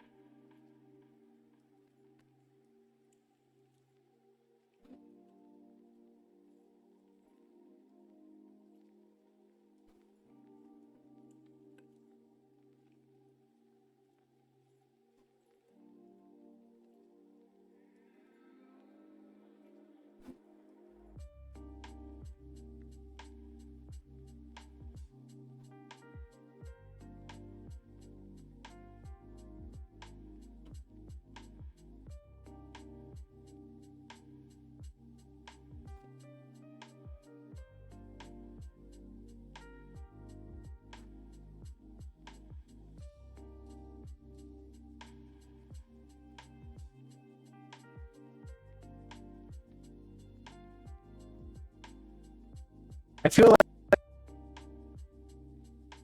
you don't know, it needs more experimentation. Yeah, I'm worried that maybe Helix can't do that. Because I'm not surprised at all. Like, yeah, this works with Vim. Like, everything works with Vim. It's been around forever, and it has all the features. There's nothing about this in documentation in Helix, though. Not even close. So that would be nice. Now the run shell command, but run shell command doesn't necessarily tell us where to put it. Audio. Oh no.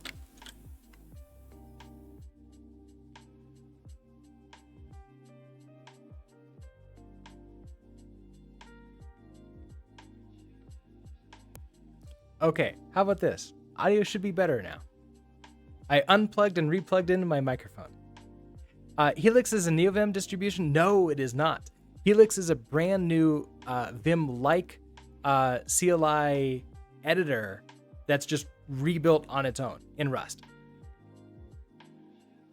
I think ToggleBit took a look at it a few times, and I don't think he's liked it any of the times, or at least it's not had enough features for him to like switch over to it full.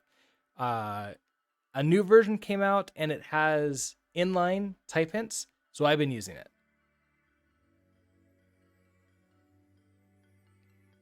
Yeah, rewritten in Rust. The problem is it's fairly new, and that means documentation is a little bit lacking. Right. So there's a lot of things that work very similar, but not like may or may not be the same. Like there's a decent number of stuff is like, okay, we can do it, but not guaranteed. And now, so here's the documentation. We can have a command. Maybe shell.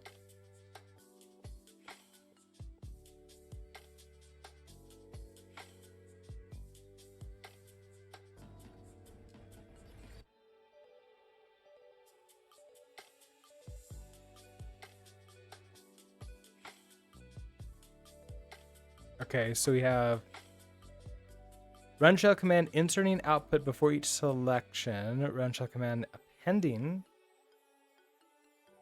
Pipe each select. Okay, interesting. So run shell command, but it doesn't necessarily like give me any like there's no examples of like what I could do with that, which is unfortunate.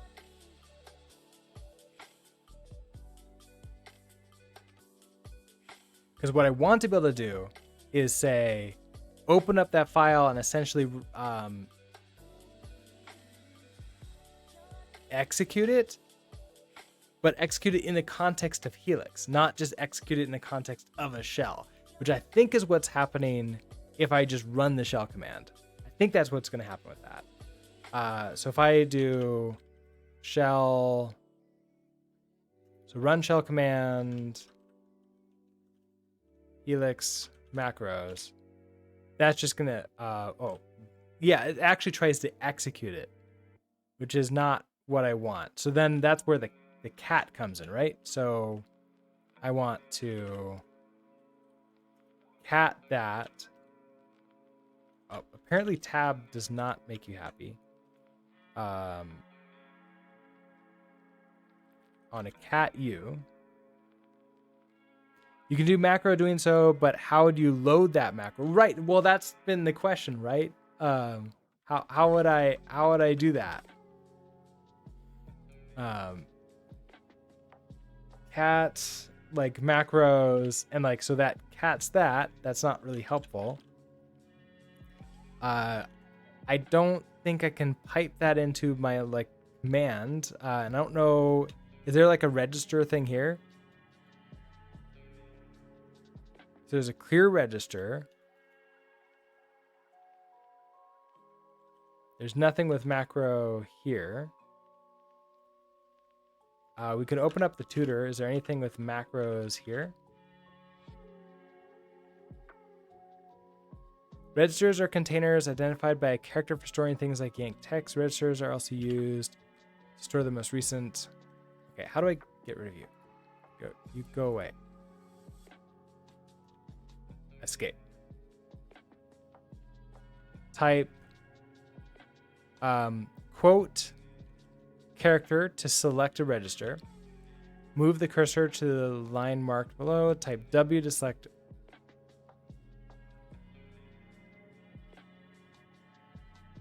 Yeah, so that's just like setting it.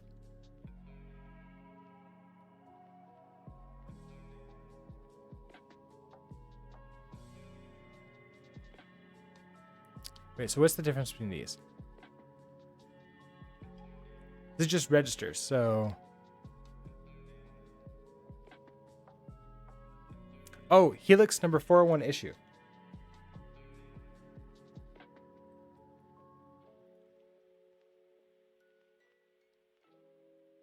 Can I like search for that here? Can I just do like 401?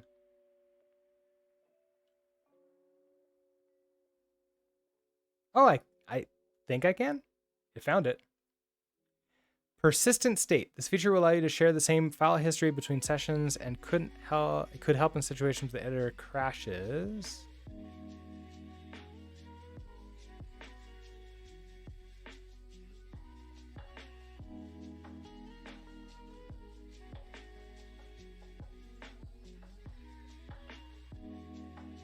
Okay.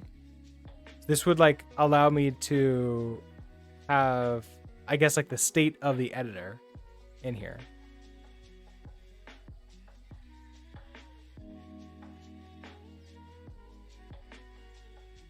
Registers and macros would be nice. It's still open, so.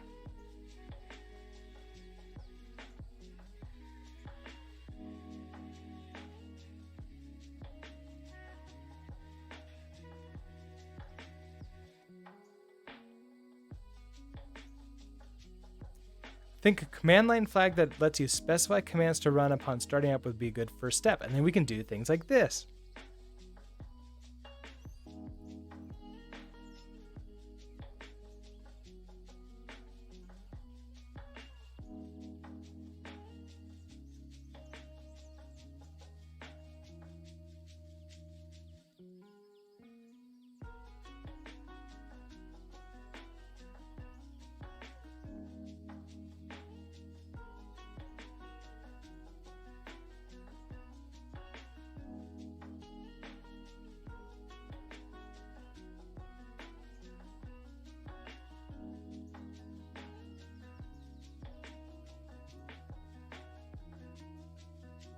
Okay, there's a draft PR out.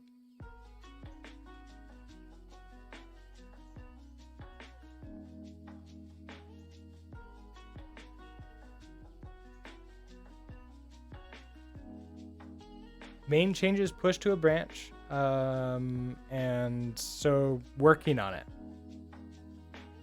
Yeah, it would be cool to use commands on load and exit, and we can then essentially write a shell script to launch Helix for us, and potentially have like macro stuff happen, like be created there. Because then I could have macros be created dynamically for the project, and just have different Helix commands for different projects. Thank you, Andrew, for hanging out with us, and thank you for the help with macros. And have a great rest of your Friday. In the meantime, let's continue with this. Okay, where were we? Here we're running the deserialize method on the deserialize trait and passing in the deserializer. We don't need to worry about any of this since it's all handed to us. What we need to worry about is the map where we're creating the struct that we want this to turn into.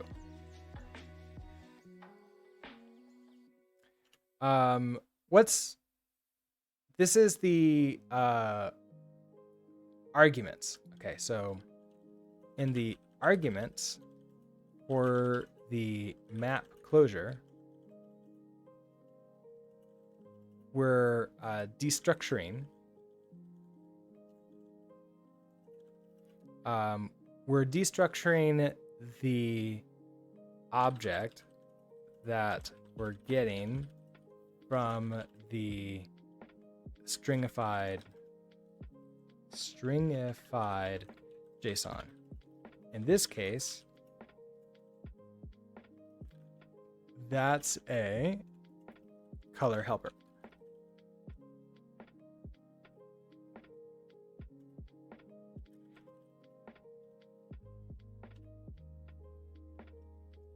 Since we want to, since our end goal is to create a color,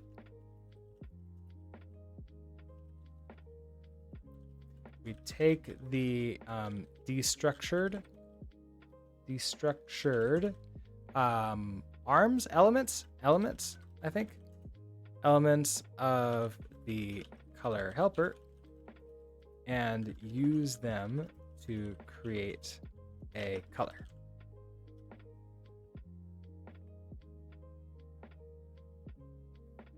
I don't know if this will work on Helix, but possibly. Let's take a look.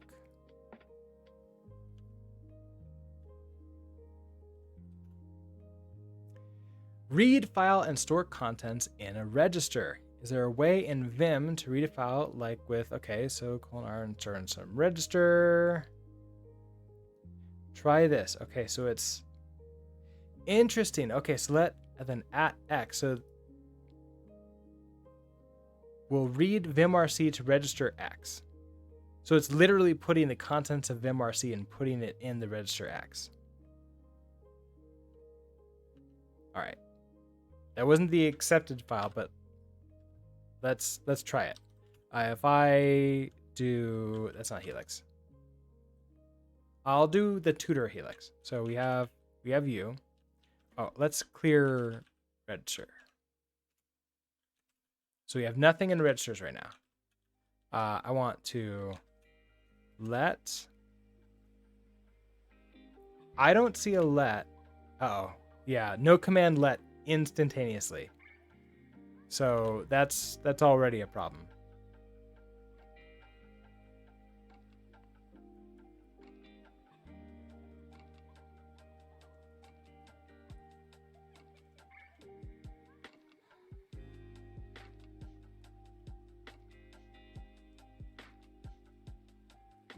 It's a very manual process here. Okay, so that's not gonna work. Now if I do something like at like R equals like hello. Yeah, it's like no such command. Now is there like a register? There's only a set register.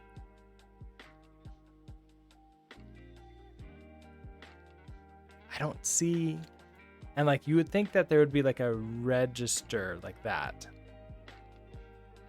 Set isn't its own thing like that. Oh, but okay, maybe I can do set. There's no register. Can I do at like R?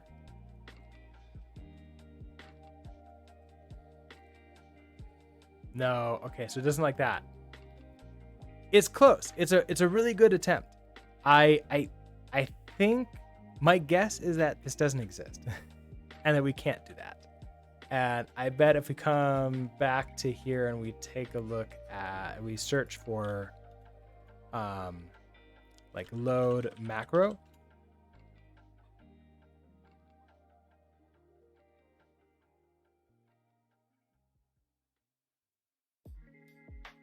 There's just that persistent state that has like the load the macros.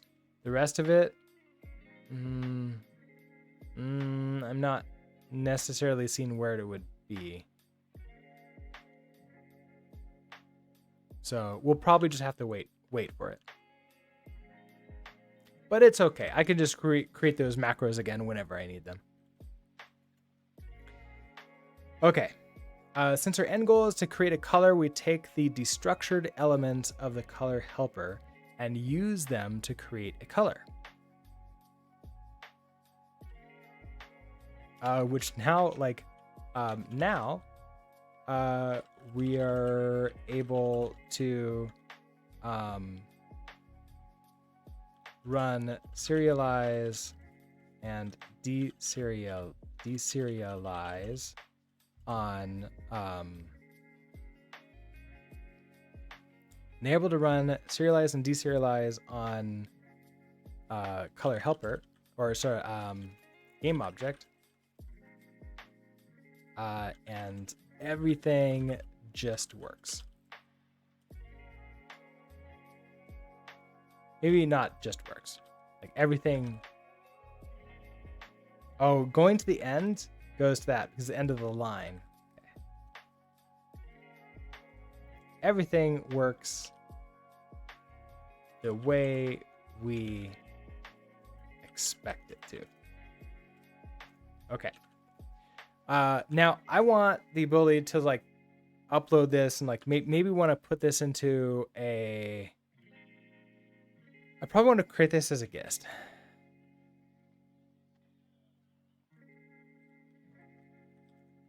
Am I logged in? I am logged in. Okay, so how do I go to guests?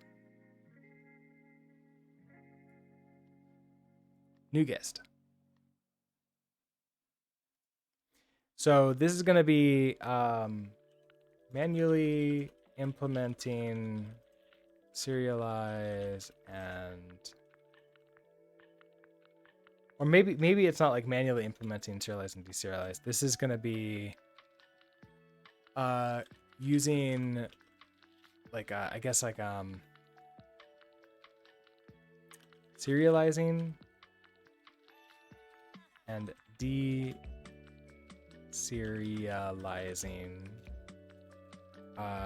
with to different shaped. Oh, I just realized Zilby's not here anymore. Serializing, I misspelled that. Serializing and deserializing into different shaped objects with Serde. And we can do two different files, right? So file name including extensions. This will be ghost. What did I call this?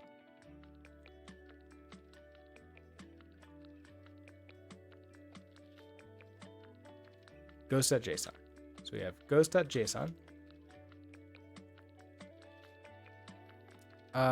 Is there a way of bat where I can like copy the contents to the paste buffer? I don't think there is, right?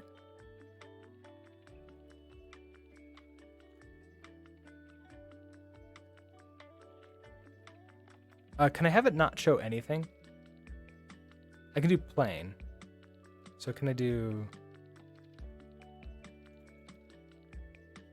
bat ghost? Okay, so we're gonna do bat plain ghost.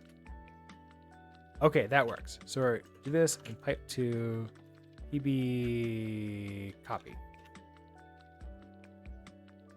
And I can paste that in there then.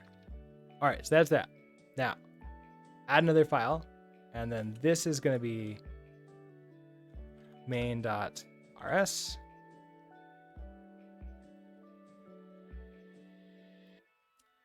Let's move ghost into source there.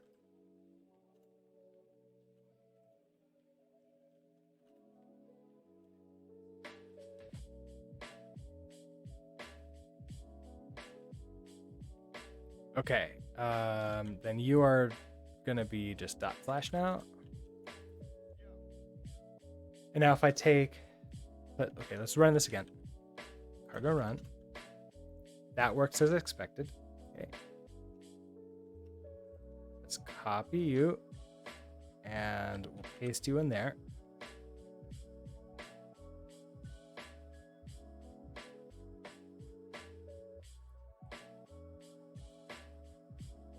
Create a public gist. Now I think I can create this from, okay, so now if I do the Rust playground, it's like play.rust. Yeah, play.rust lang. I want to, how do I create it from, I want a new one from a gist. Isn't there a way to do that? Or is it just shared, just creates it? Can I create new files in here too? Am I not allowed to do that?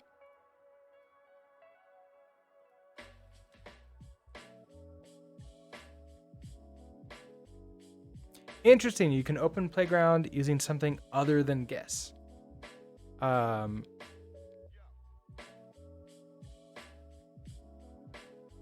Can I open a Playground from a gist? Or, oh, do I just change this here? So hold on, here's the gist ID. Change you. Okay.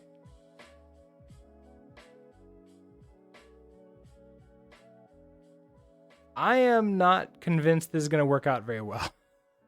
It put it all into one file. That's not,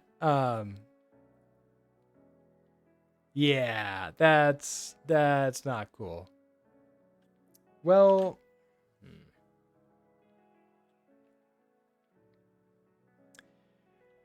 well, fine. Okay. So normally I would include this as a string, but Playground is not happy with me doing that. So let's, I guess instead we'll create this as just a string.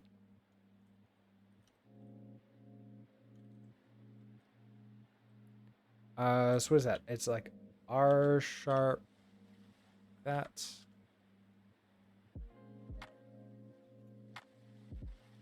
Why are you upset? Are you upset?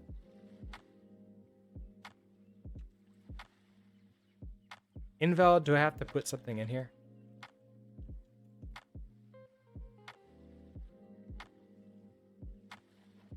What did I do wrong with this?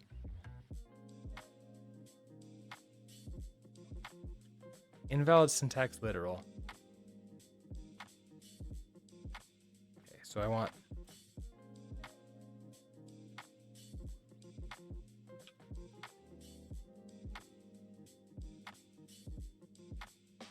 I thought like at the beginning I can do like R something like that.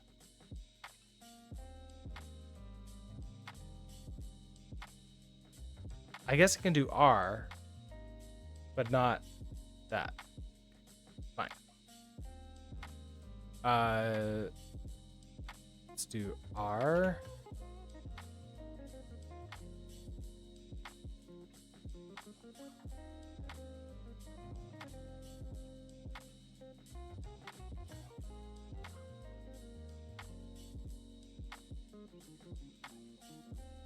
Oh, you know what? We can do this as JSON. We can use the JSON macro for this. And I think that would be the best way to sort of handle it.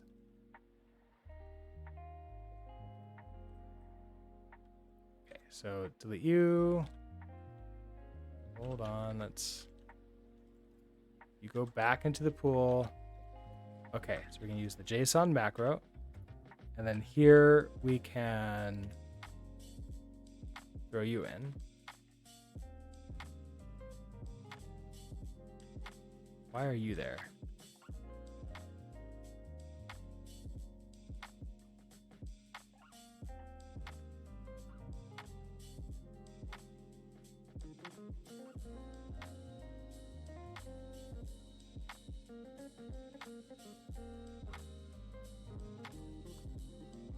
Okay, so there's a res ghost.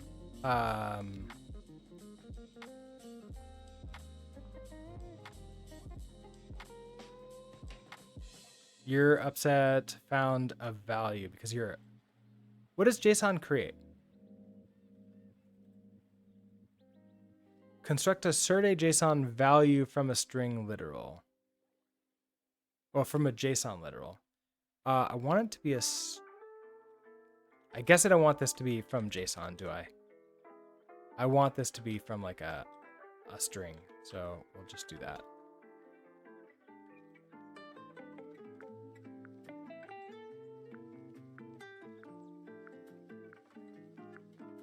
Oh, do I put the R at the end of here too? I can't. Is it? Oh, do I do something like that at the beginning and end?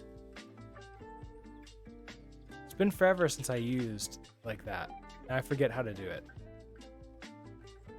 Invalid wrong string, raw string literal. Are you gonna tell me what I can do better? Unterminated raw string.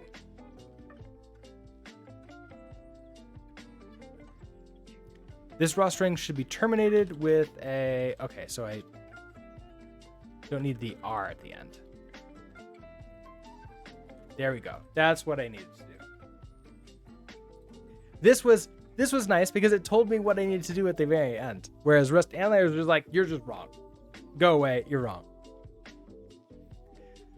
Okay, so I create this right in here. Now, okay, so I don't need you.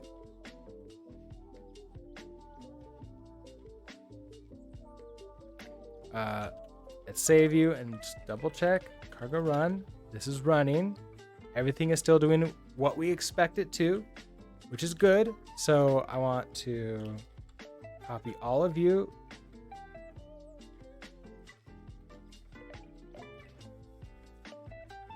Back to you. We're gonna get rid. Can I delete a file? I think I can, right? I can edit you, delete you, paste you in here.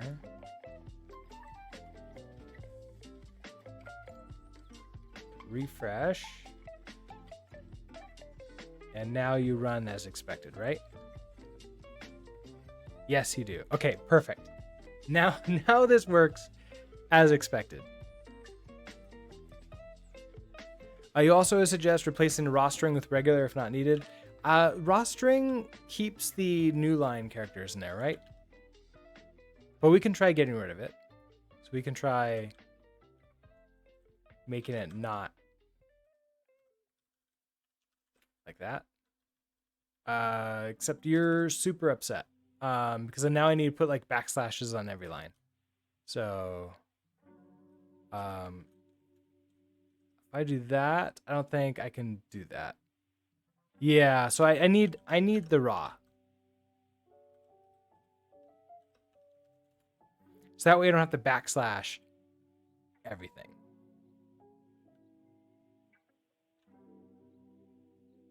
Okay, so we have that. That's working. That's happy. Okay, so let's see. Now we're able to serialize and deserialize in game object, and everything works the way we expect it to.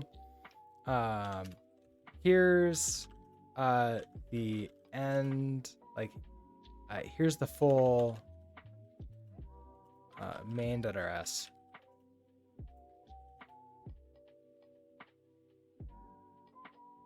Oh, you didn't know that was a thing in Rust? Only did that in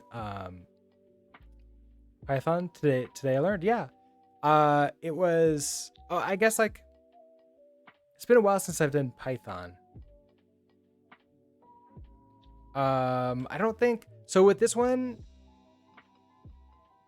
Yeah, it is for escaping this thing. It's like, it's fun. Like you can do all sorts of weird stuff with this because I told it this pound, it's looking for that pattern for the beginning and end, right? It's sort of like the triple ticks, I think, in Python then.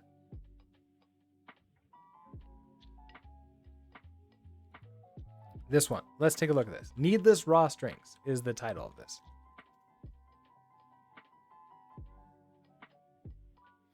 Oh, well, I have the Clippy lint on. So like, for example, this is not yelling at me. So if I tried that, so but needless string, needless raw. So if I do this as a raw, like here, let's just do the full raw. I just do hi. If I do that, this should help yell at me. Unused variable. Okay. Oh, it's not yelling at me? What if I don't do that? Ah, okay. Why isn't it yelling at me? I have Clippy on.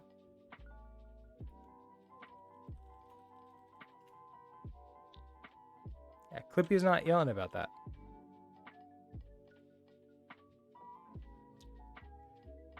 Let's see. Checks for raw string literals where a string literal could be used instead.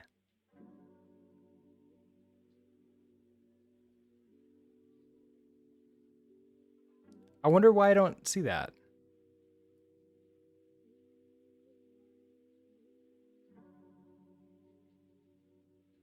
It was yelling because it wasn't being used, right? So if I remove you and save, it's just saying unused variable needless raw. That's it. Now I could like just debug this.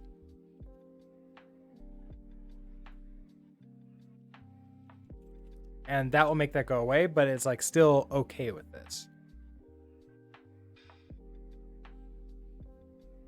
Oh, in Python you can wrap in single quotes instead, just not to have to escape double quotes. Right. Because you can do single quotes, but of course this is Rust. Single quotes is a character. But it says need the swap because that's what I named the variable. Here, let's change it. Let's say like hello. If I do that and I remove this, it's yelling at me because unused variable hello.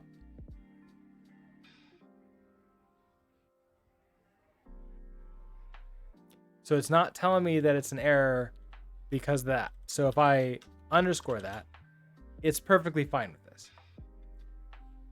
So the this lint doesn't seem to be happening. I don't know why. Unless by default it's allowed.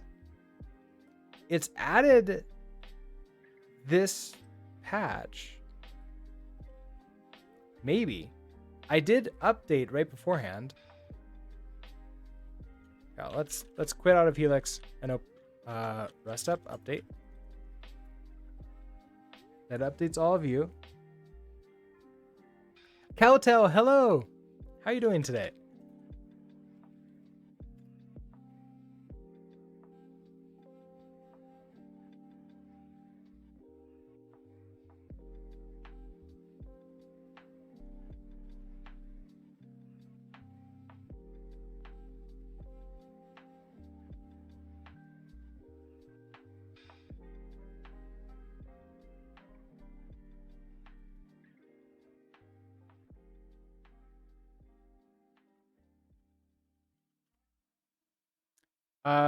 Clippy0172. So wait, am I supposed to have 172, Clippy?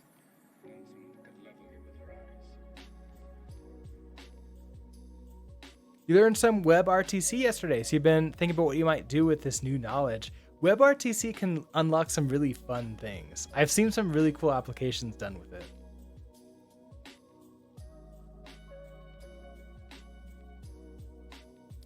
Do I just have an ancient version of Clippy installed? How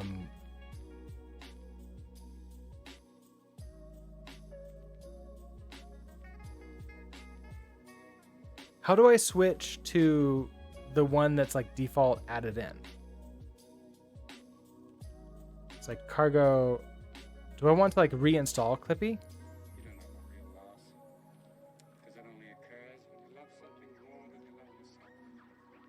There's a way to search. There's a way to see.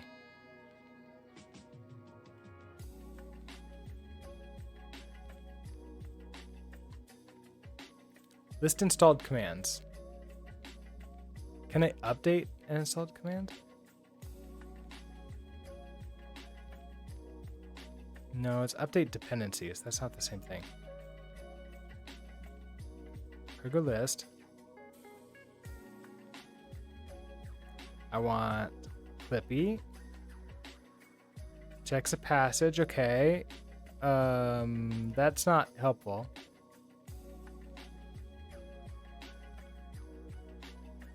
Also, I didn't mean to do that.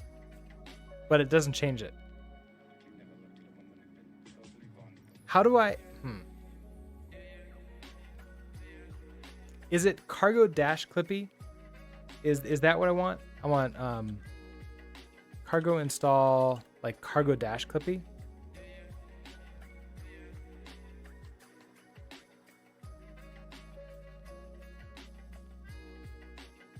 Because I thought it was brought in by Rust Up now. Rust Up.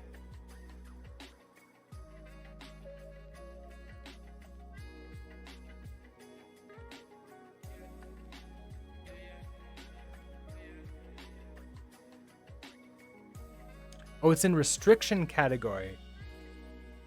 But where do I see that?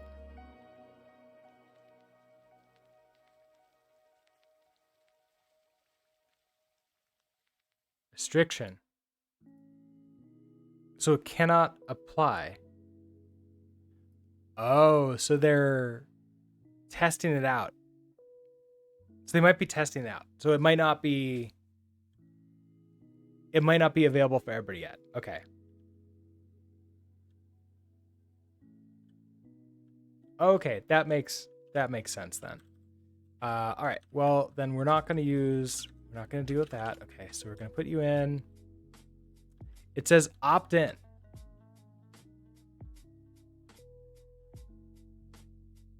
Where? Oh, it is like restriction basically is opt in stuff. Am I just completely missing opt? Oh, literally right here. If I read the entire thing, it's just unnecessary, but there are many cases when using a raw string literal is more idiomatic than a string literal, so it's opt in. So I would need to, it's kind of sucks to add this in to my projects to show up.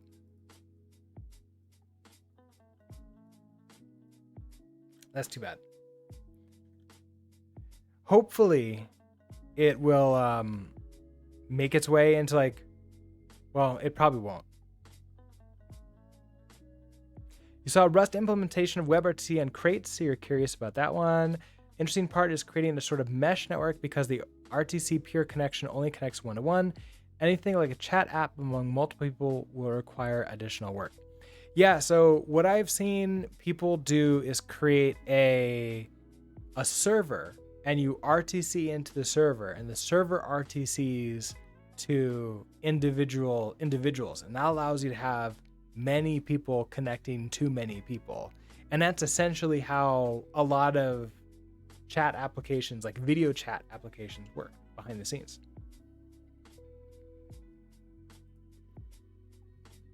And then you too can have access to just everything and everybody's, chat, because it'll be your servers. You can make a Zoom clone. We can all switch to that. The server is the easy solution. You can't help but be intrigued by the carrier pigeon route, though. Oh, just like, okay, I'm gonna chat with you, that chats with you, that chats with you, that chats with you. Yeah, I mean, be careful. You're gonna create a complete duplicate of the internet. Okay, so this works. The version worked up there. Let's copy you. So yank you, come over here. So here's the full code. Here's the full code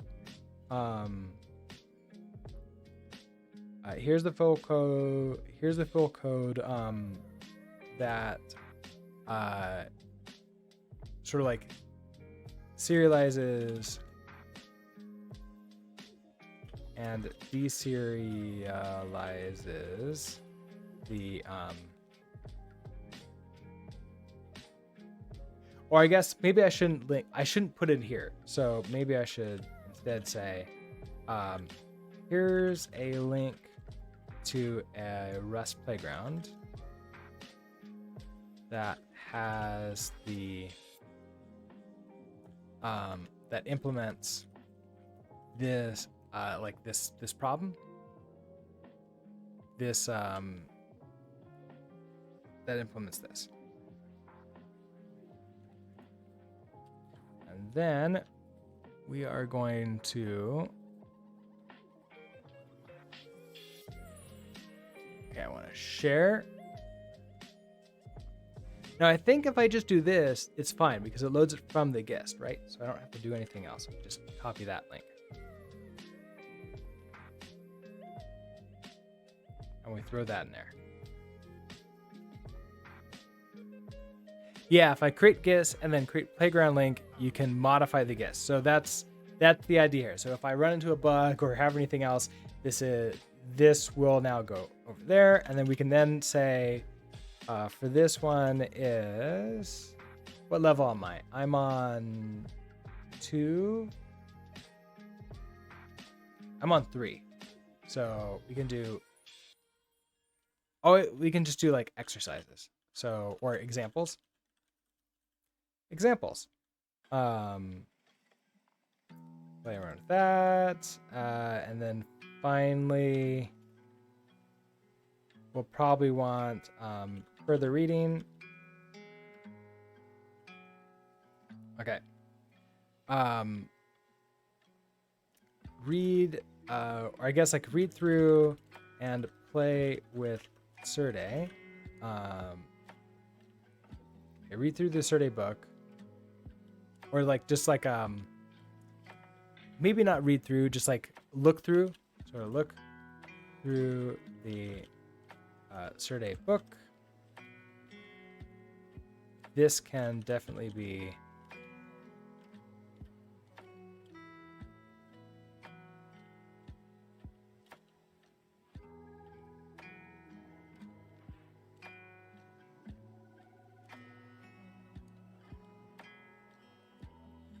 okay.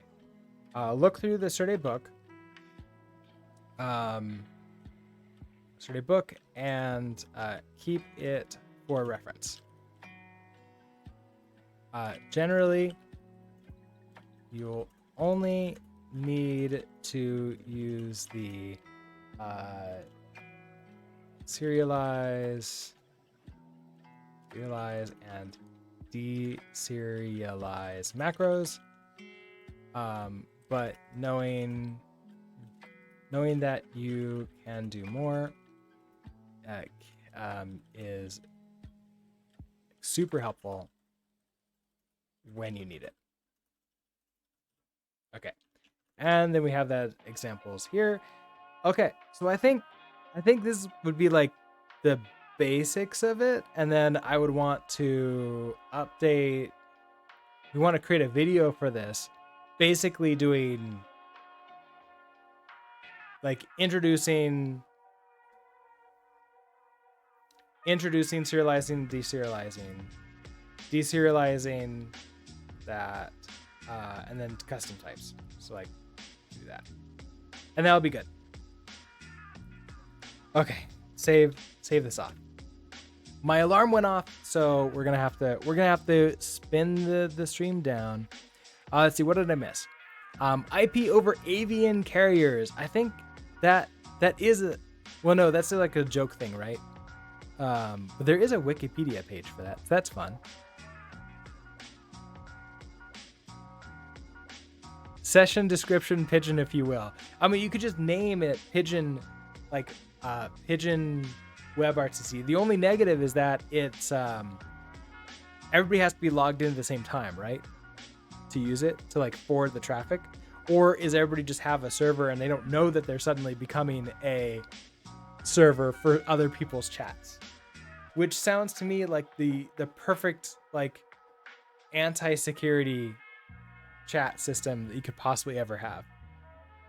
It's like peer-to-peer chat. You don't know who's listening. It's a party line. All right, so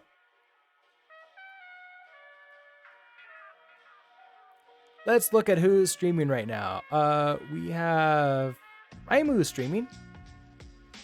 Raimu is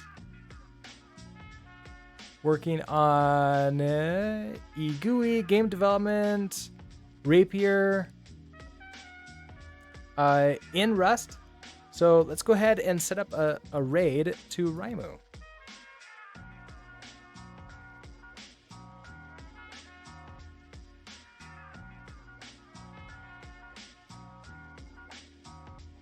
Was Raimu in here? I thought I said hi to him, but maybe I didn't. Okay, let's do /raid to Raimu. All right. Yeah, bye for real this time. So today's Friday, so I'm gonna be heading out for the weekend. I should be back on Monday morning around 6 a.m. Mountain Time. I plan on doing streams every day next week at 6 a.m. Mountain Time.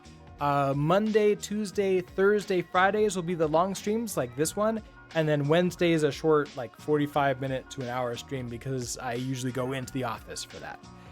So anyways, have a great rest of your days. Have a great weekend. And I will see you all next time. Bye.